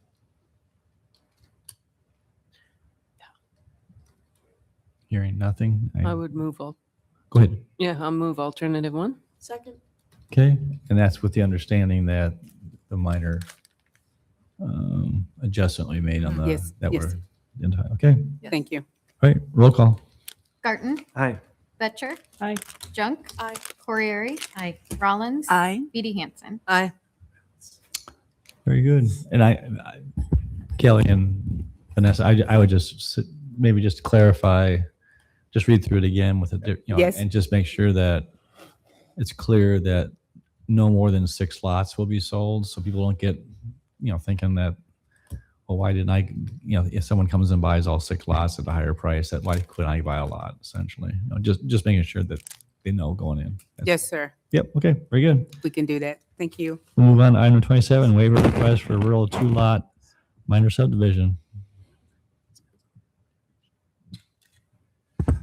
So this next item is the question of whether or not City Council wants to waive their subdivision jurisdiction within 2 miles of the city. So the staff report describes an interest of an owner wanting to divide roughly a 7.5 acre parcel into 2 pieces. One, it already has a house. The question is, it's on the extreme edge of our 2 mile area. It's designated, if you extrapolate out our land use map, to either be natural area or ag. We typically don't support divisions in those areas. The argument in this case by the owner would be that it's on the fringe of the city in an area that we have not intended to grow. So would we be willing to waive our standards? So if council is willing to waive those standards to allow for an additional lot to be created, then the question is the process, which is described in those options. So tonight you wouldn't be formally approving it. You'd be indicating support for the applicant to proceed with a plat of some type with the intent of having council approve a waiver at a later date. So I'm happy to answer any questions. Questions?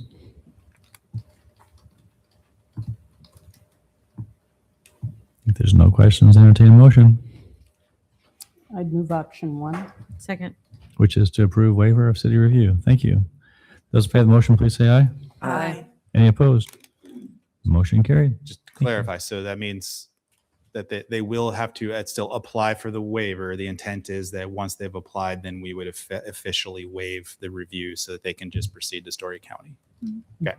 Just want to clarify. We haven't done that before, so I just want to make sure that was clear on the record. How So that's it's gonna work. basically you handle it from here on out, right? Nope, it'll have to come back to you to formally adopt a resolution saying that specifically this property is exempt for however we word that, for whatever time frame. And then that has to be given to Story County for them to proceed. That's what I wanted to hear. Thank you. That's what All I right, wanted to clarify. very good. All right, we're on number 28, staff report on 2026 Neighborhood Connections Initiative.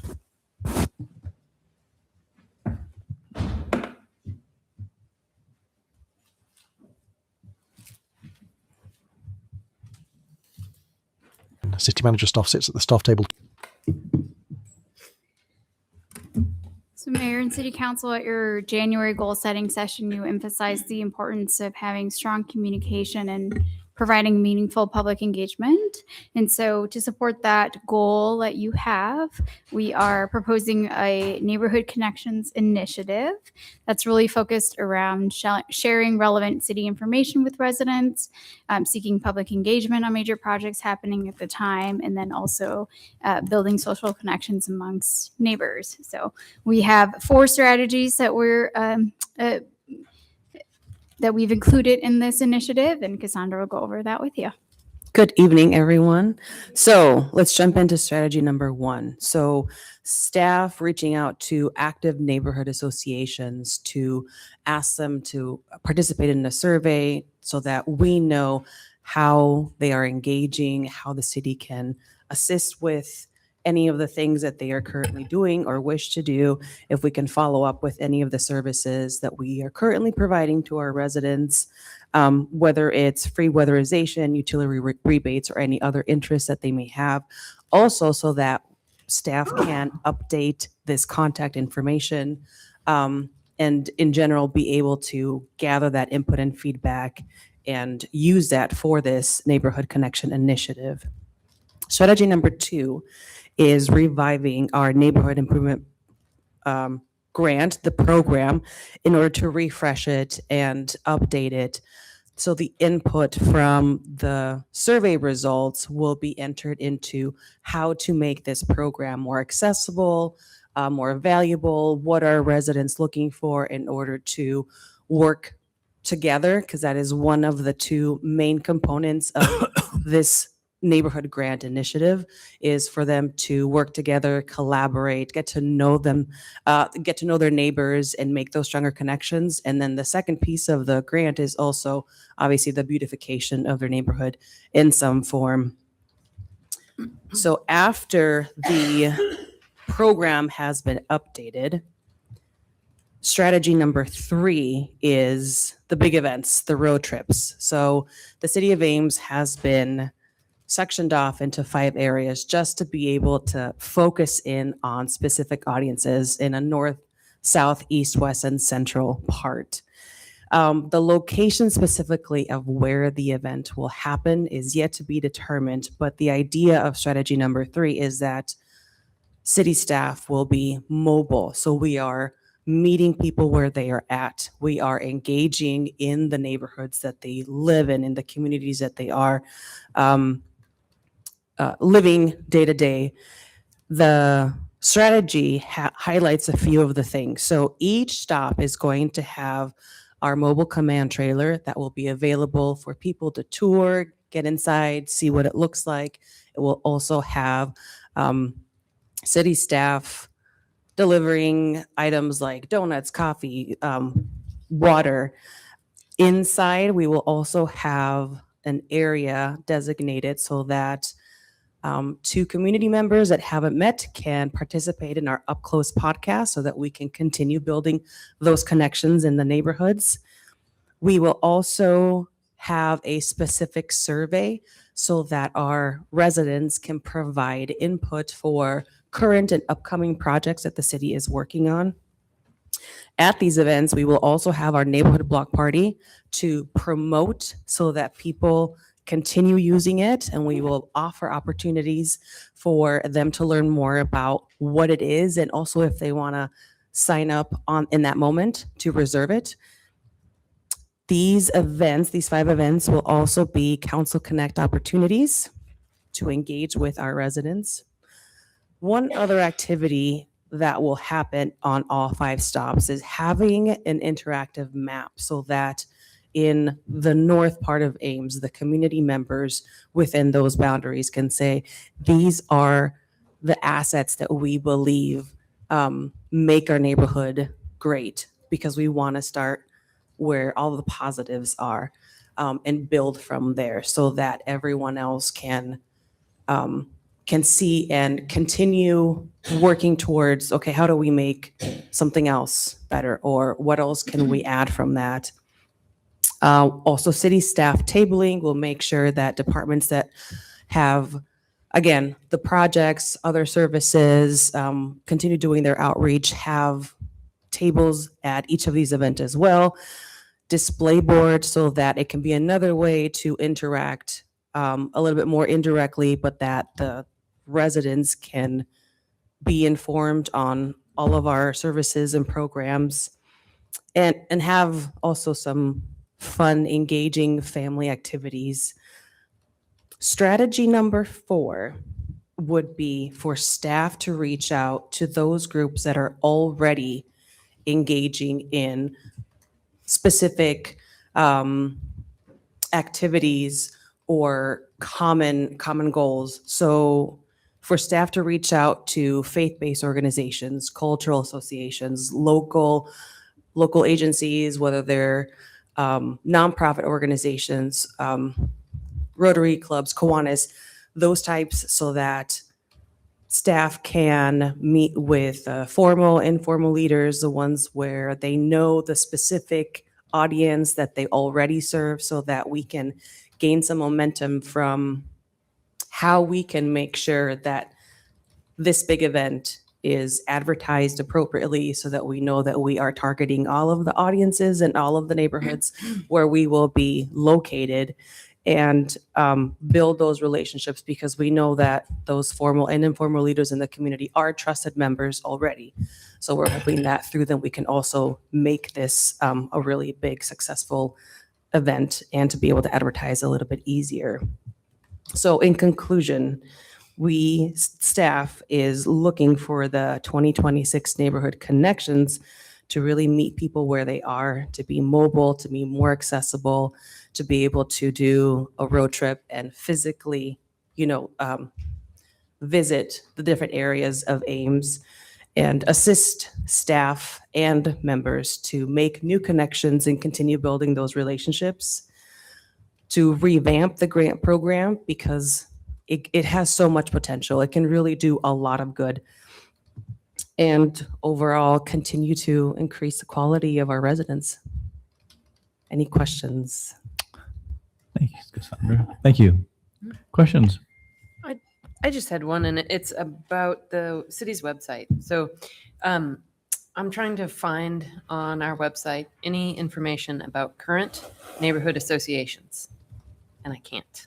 And I thought that used to be on our website, like a list of them, but it is not findable through Google, nor is it findable through the search bar on the city website. So I'm just wondering if we put that on hold until, did we put that on hold on purpose? That is correct. So it used to be housed within planning, and with the engagement coordinator role, it made sense to transfer to myself.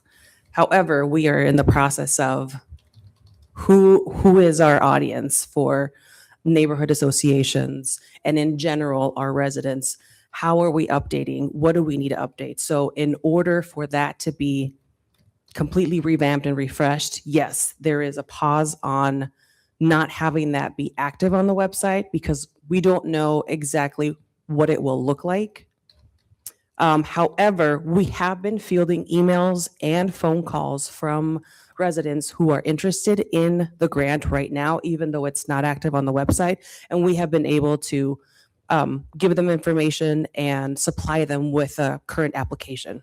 Yeah, I'm not So even- that hasn't stopped. So I'm not even talking about the neighborhood improvement program necessarily. Just the neighborhood association? In general. In general. Yeah, I cannot find Yeah. a list of them. And or a maps of the map them. boundaries and all that. There used to be Yeah. a map and a list of contacts. There used to be, I think part of that just didn't transfer when we did the web migration to the new website. So part of that is we probably missed it in the carryover. It wasn't our intention to leave it out or anything like that, but we realized that that is lacking. And so that part of our effort here would be to get that information updated back. and get back up. Yeah, Okay. for So sure. I was going to say it would be really hard for people to know how to connect Yeah. if they can't find that info. We have an audience question, but I don't know if you'll allow that. We got public input in a second. Oh, okay. Thank you. That was my question. Thank So you. As long as we make an effort to get it back up. Yes, yes. Okay. Other questions, comments? One of the things we were discussing with Pa earlier was the map of the 5 areas.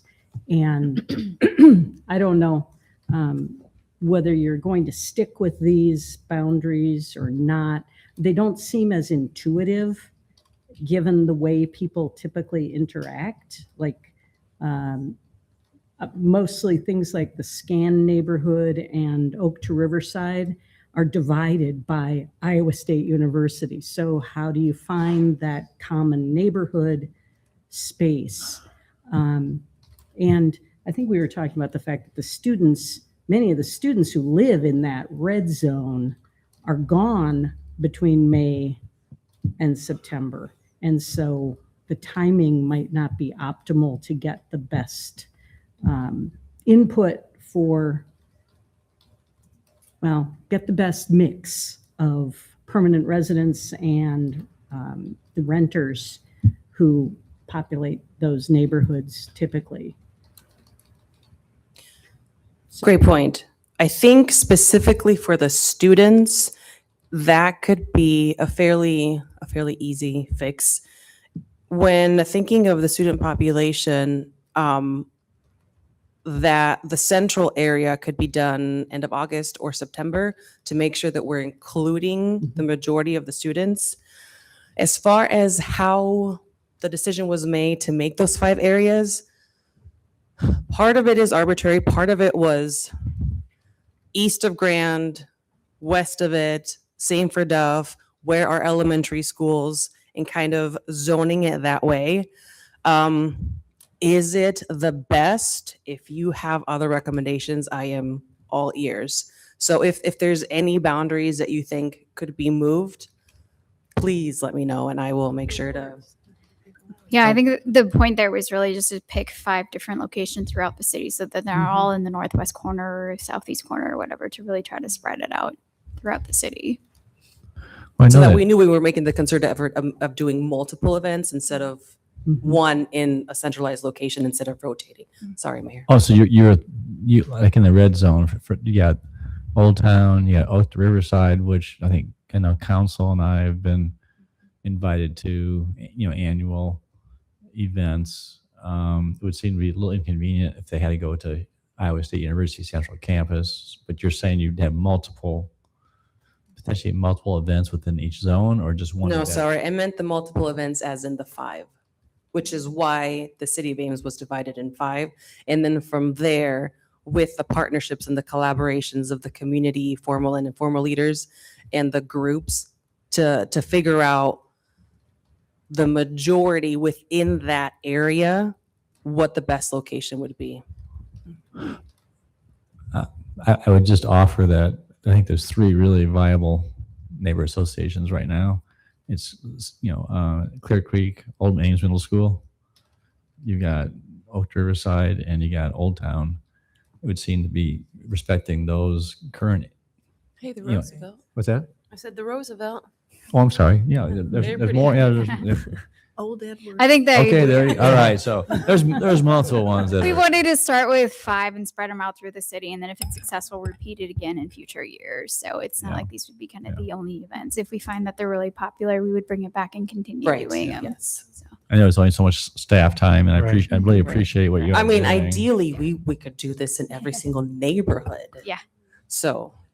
A party in every block. Exactly, I know. That would be great. I feel like No, there I- would be nothing prohibiting Oak to Riverside from going to the one in the green instead of the red, right? Correct. Yes, it's just for staff to kind of be able to hone in a Yeah. little bit better on Yeah. the location, yeah. Okay. Other questions, comments?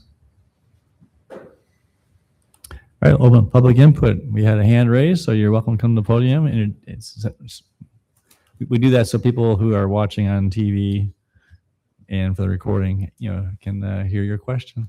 My name is Christina. I live in Oak to Riverside. We are quite tight knit, but I was going to ask how one would go about making a formal neighborhood association. Is it Deborah used to be our email go-to lady, but do we have a formal one? I would just tell you what, that's a good question, and I think we'll we'll connect Cassandra with you right after after this item's over. All right. Any other feedback? All right, close public comment. Any closing questions or comments? Thanks for the work. Appreciate it. It's exciting. Got a lot of potential. Yes, it does. Lots. And Thank you. Are you looking for anything from us tonight? Didn't see anything. No. Thank you. Very good. All right. We'll move on to item number 29. Hearing on the 2022-2023 Bridge Rehab Project, a program, South Fourth Pedestrian Bridge over Iowa Creek. Are there any questions for Justin on this project? Or do you have something you want to bring to our attention tonight, Justin? Not at all. Just I know there's several items here coming up for hearings. I'm here happy to answer any questions you have on any of them. Any questions? All right, declare a public hearing on this project to be open. Is there anyone who wants to address council on this project? All right, declare the public hearing to be closed. Entertain motion accepting reported bids. So moved. Second. Those in favor say aye. Aye. Any opposed? Entertain motion resolution approving final plan specifications and awarding a contract to Boulder Contracting LLC of Grundy Center in the amount of $1,577,234.95. So moved. Second. Thank you. Roll call. Betcher, Aye. Junk, Aye. Corriere, Aye. Rollins, Aye. Beatty Hansen, Aye. Garten. Move on to item number 30, hearing on the 2023-2024 Stormwater Erosion Control Program at Ames Grove. Any questions for Justin on this one? Declare the public hearing on this item to be open. Is there anyone who wants to address council on this particular program? Declare public hearing to be closed. Entertain a motion on accepting reported bids. So moved. Second. Those in favor say aye. Aye. Any opposed? Entertain motion on resolution approving final plan specifications and awarding a contract to Nagel Construction of Allerton, Iowa in the amount of $346,267.50. So moved. Second. Roll call. Junk, Aye. Corriere, Aye. Rollins, Aye. Beatty Hansen, Aye. Garten, Aye. Betcher. Aye. Move on to item number 31. Any questions for Justin on the 2025-2026 Collector Street pavement improvements on Bloomington Road? Declare a public hearing on this project to be open. Is there anyone who wants to address council on this topic? Declare the public hearing to be closed. Entertain motion accepting reported bids. So moved. Second. Thank you. Those in favor of the motion, please say aye. Aye. Any opposed? Motion carried. Entertain motion on resolution approving final plan specifications and awarding a contract to Manass Inc. of Ames, Iowa in the amount of $896,852.24. So moved. Second. Roll call. Corriere, Aye. Rollins, Aye. Beatty Hansen, Aye. Garten, Aye. Betcher, Aye. Junk. Aye. Next project, the 2025-2026 Concrete Street Pavement Improvement Program number 1, Clark Avenue. Questions for staff? Not a question, but all of these have been coming in under the engineer's estimate, and it's really good to see that. I concur. Thank you. All right, declare public hearing on this project to be open. Anyone want to address council on this topic? Declare the public hearing to be closed. Entertain motion on accepting reported bids. So moved. Second. Those in favor say aye. Aye. Opposed, same sign. Motion carried. Entertain motion on resolution approving final plans, specifications, and awarding a contract to Construct Inc. of Ames, Iowa in the amount of $1,114,875.50. So moved. Second. Roll call. Rollins, Aye. Beatty Hansen, Aye. Garten, Aye. Betcher, Aye. Junk, Aye. Corriere. Aye. And on 2025-2026 Concrete Street Pavement Improvement Program number 2, Sunset Drive. Any questions for staff?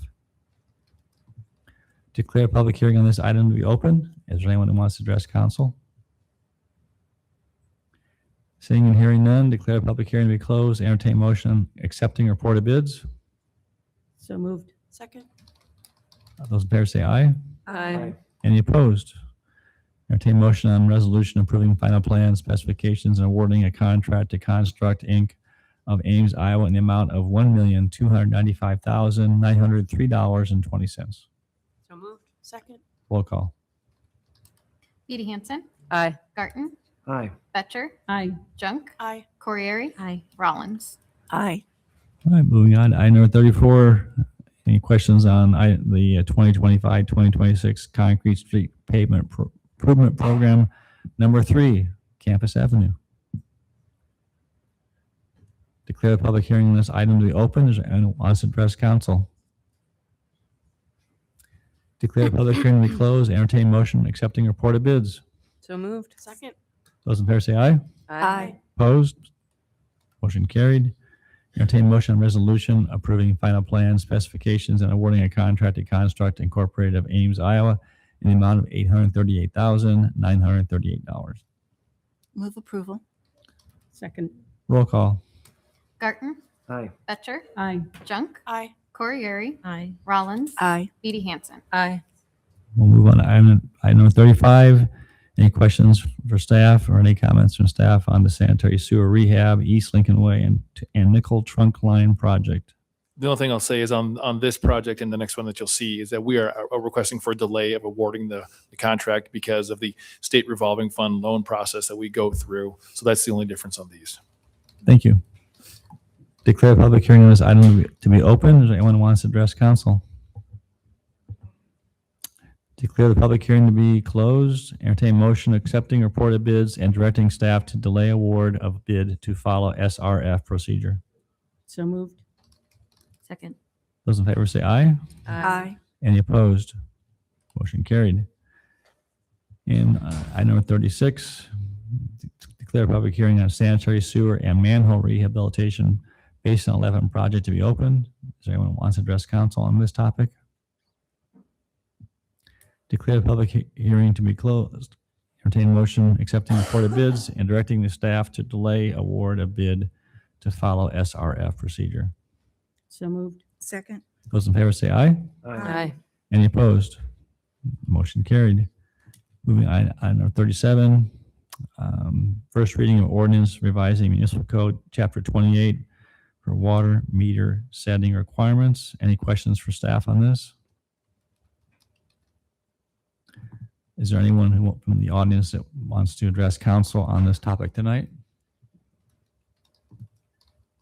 We'll close public comment. Entertain motion on first reading of ordinance revising municipal code chapter 28 for water meter setting requirements.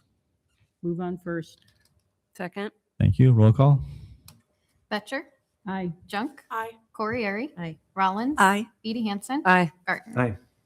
Entertain motion on second reading of ordinance renaming Center Avenue to Champlin Avenue. Move on second. Second. Roll call. Junk, Aye. Corriere, Aye. Rollins, Aye. Edie Hansen, Aye. Gartner, Aye. Betcher. Aye. Entertain motion on third reading and adoption of ordinance number 4587, rezoning property west of the intersection of Harrison Road and Wellback Drive from residential low-density RL to suburban residential low-density FSRL with a planned unit development. Move on third. Second. Roll call. Corriere, Aye. Rollins, Aye. Edie Hansen, Aye. Gartner, Aye. Betcher, Aye. Junk. Aye. Thank you. And item number 40, entertain motion on third reading and adoption of ordinance number 4588, modifying municipal code chapter 10, garbage and refuse. Entertain motion to postpone third reading and adoption to the March 10th, 2026 City Council meeting. So moved. Second. Those in favor of the motion say aye. Aye. Any opposed? Motion carried. All right, disposition of communications to council. We have 10 different items. The first is a request from Mimi Wagner, Ames resident, regarding handicap parking regulations. I believe that's in front of the library. I would move that we ask for a memo from staff on this one. Is there a second? Second. Those in favor of the motion say aye. Aye. Any opposed? Motion carried. Next one is a email from Valerie Bolin, request from Ironwood Homeowners Association for City of Ames to apply for Iowa DOT grant, planting grant. Move we pursue that. I'll second. Or what? Put it on the agenda or a memo? Memo first. I thought we had a memo on it. No, I don't believe so. No, we don't. Oh, I guess we just got very detailed emails that described all the interactions. That's true. Okay, so I'll move we get a memo on it. I'll second. Okay, those in favor say aye. Aye. Any opposed? Motion carried. Next, we got a email on safety concerns at intersection Lincoln Way and South Russell from Brooke and Dave Elliston. I want a memo on that too. Yeah, I would move we get a memo from staff on that one. Second. Thank you. Those in favor of the motion say aye. Aye. Any opposed? Motion carried. And Brooke, thank you. And Dave, thank you for waiting. And I think I laid out for you what goes now. The council will get a information back from staff, and at that point they can decide to put it on the agenda or take no action. So any idea that might take a few weeks, month or so to get the memo? Don't know. Weeks at the most, right? We have a lot of data and other studies. Yeah. We could So share. we'll let It's not Jeff. like we have to do any further studies unless you want to update them. So I think without having a ton of detail behind it, we need to make sure we have the accident report from PD and understand exactly what happened. Then we do have some studies that we've done in the corridor that were referenced earlier tonight too. So we just want to put that together. It would probably, I'd say maybe the next meeting might be too quick, but I'd say maybe in a month we'd be able to have that back. Okay. And then Brooke provides some information, maybe a copy is what you have already, but maybe Taylor just give a copy also to, Justin. He may already have it, but the point is at least he's Absolutely familiar with what she provided. Okay. All right. Next is a memo from Damian Pressiger, Traffic Engineering Manager, regarding Mortensen Road corridor traffic concerns from Bonnie Alley and Ryan Park. Yeah, so the next 5 is Damien's response. Let's just take 4, 5, 6, 7, and 8. I would move that we forward the memos from Damien to those people who asked for him to look into this. I'll second that. Okay. 4 to 8. Yep, 4 to 8. 4 to 8. Those in favor of the motion say aye. Aye. Any opposed? Carried. Next is a memo from Kelly regarding the complaint regarding game day parking and trash on 1325 South 4th. Is there any interest in placing this on a future agenda? So if I would move if we don't take further action, staff will reach out to the property owner and tell them that the game day parking is out of compliance. Is that right? That's from what I read in that memo. That's what we put in the memo, correct? So if we don't take any action, It's then still gonna happen. They get the property owner gets notified that what they're doing is out of compliance. I would move that we communicate that to the original requester of the memo, or the person who brought it up. Just let them know that if they don't know already, that that's the next step that will happen. Is there a second? Second. So the essence is that like the previous 5. Send this to the applicant. Pardon me? Send our response to the applicant. Yeah, to the Or person. to the Yeah. Okay. Does petitioner. Make a response, yeah. Does it actually say that staff will get in touch? Yeah, It says they're getting with the property owner. So they'll have to try to pursue, I'm not sure they'll pursue a variance or a change in the law or something. Unless the property owner requests that change. Oh, it's Yeah, the property would have to do that. Yeah. Okay. Those in favor of the motion say aye. Aye. Aye. Any opposed? Motion carried. And last is just email from Jerry Neal, reducing Ames dependence on waste and incineration. I would move we forward that memo to staff for their information. Thank you. We were aware of that. We agree. Okay. Those in favor say aye. Aye. Any opposed? Motion carried. All right. Report of governing body. Apologies, did we cover the one from Brad Trinkle? The what? I'm sorry. Brad Trinkle? Is that, which one's that? I think that was one of the Number 5. the ones from Damien. Yeah, Damien. Yeah, we grouped 4 through 8 together. Okay, and I apologize, I didn't understand we were grouping that. Can I just speak to that for a Certainly, second? you may. This is an interesting one to me. I appreciate Damien's memo and that we have what he called a longstanding practice not to apply spot parking restrictions. But where there are situations where there are access and safety concerns, I wonder if that is a wise approach. And so where someone can't safely access their property, it seems like that should be a factor that we could consider. I have not seen a situation like this before, and I thought was worth looking at. So I would move on this one that we would put this on a separate agenda to look at further.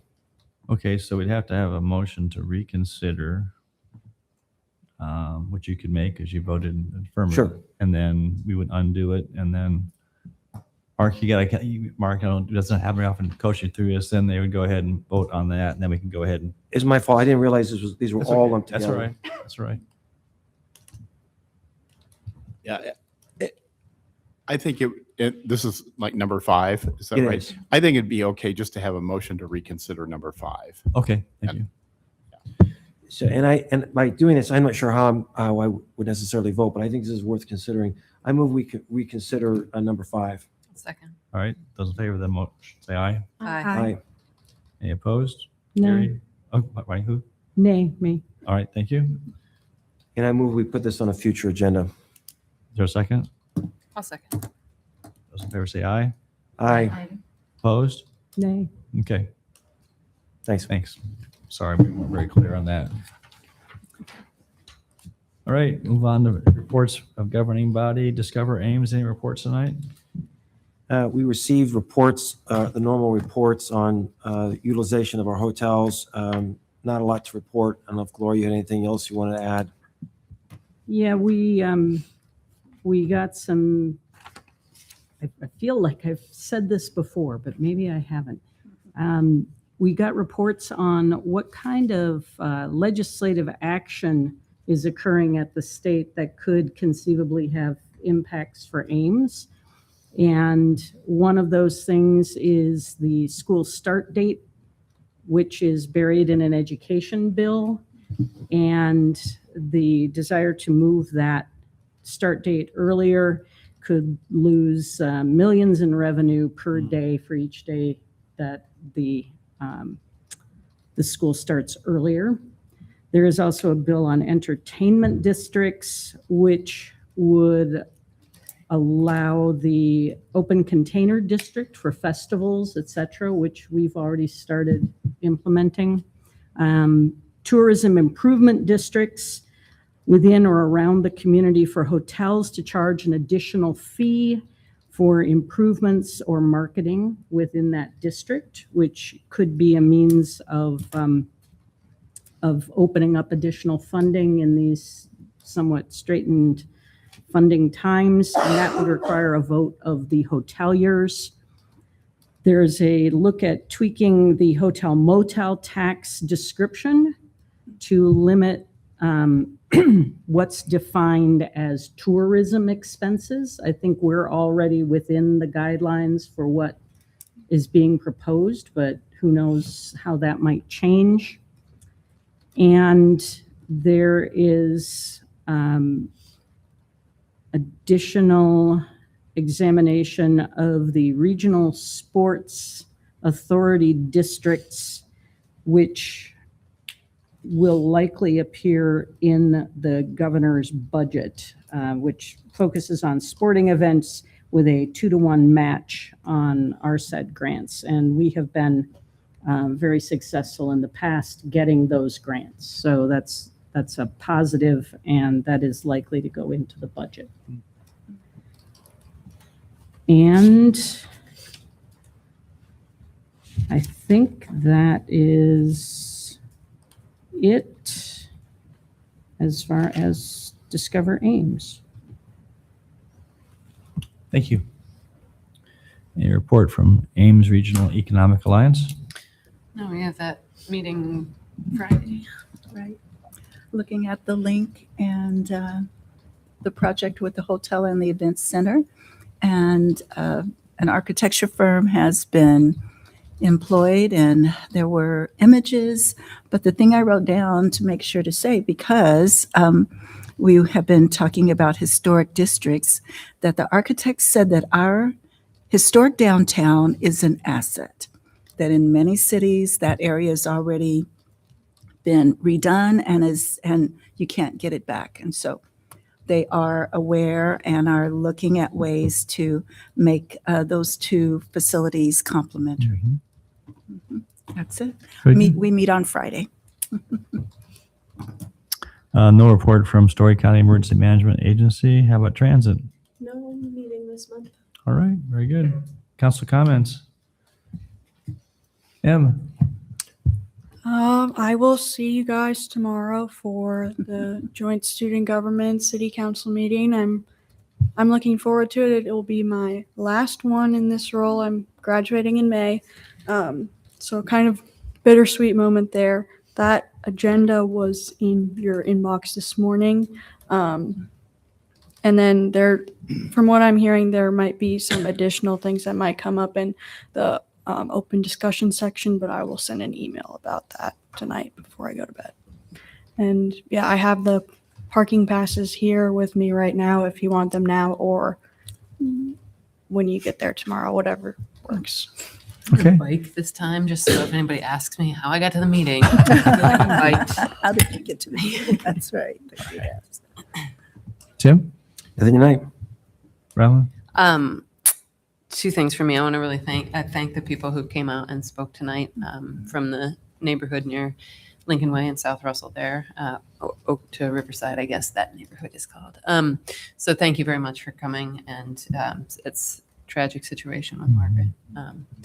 And then the other thing was I did want to address Annabella, sorry. She, during public forum, where's my notes here? Requested that the city submit, what would you call it, formal opposition to House File 2541. Are we able to do that, Mark, as a city unit?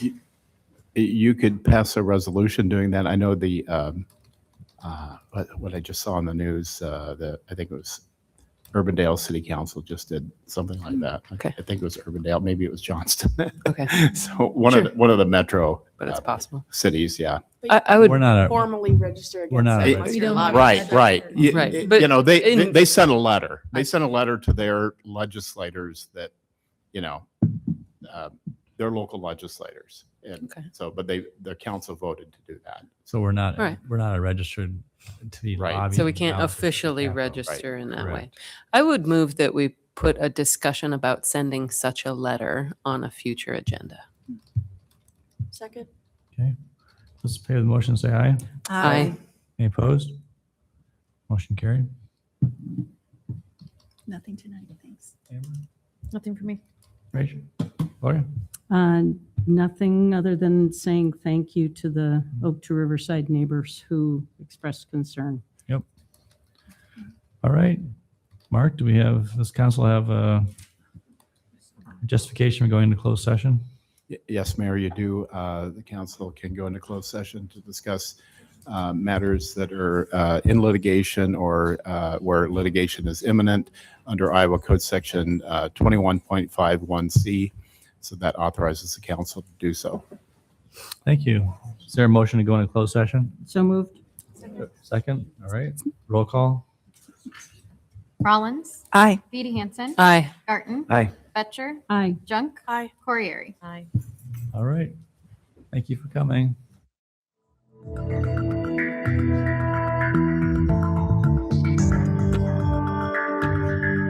Title card, closed session. Ames City Council.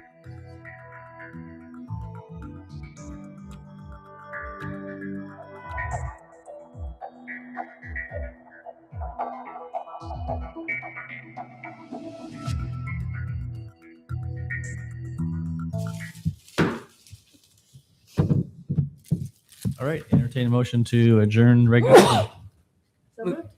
Second? Those in favor say aye. Aye. We are adjourned. Thank you.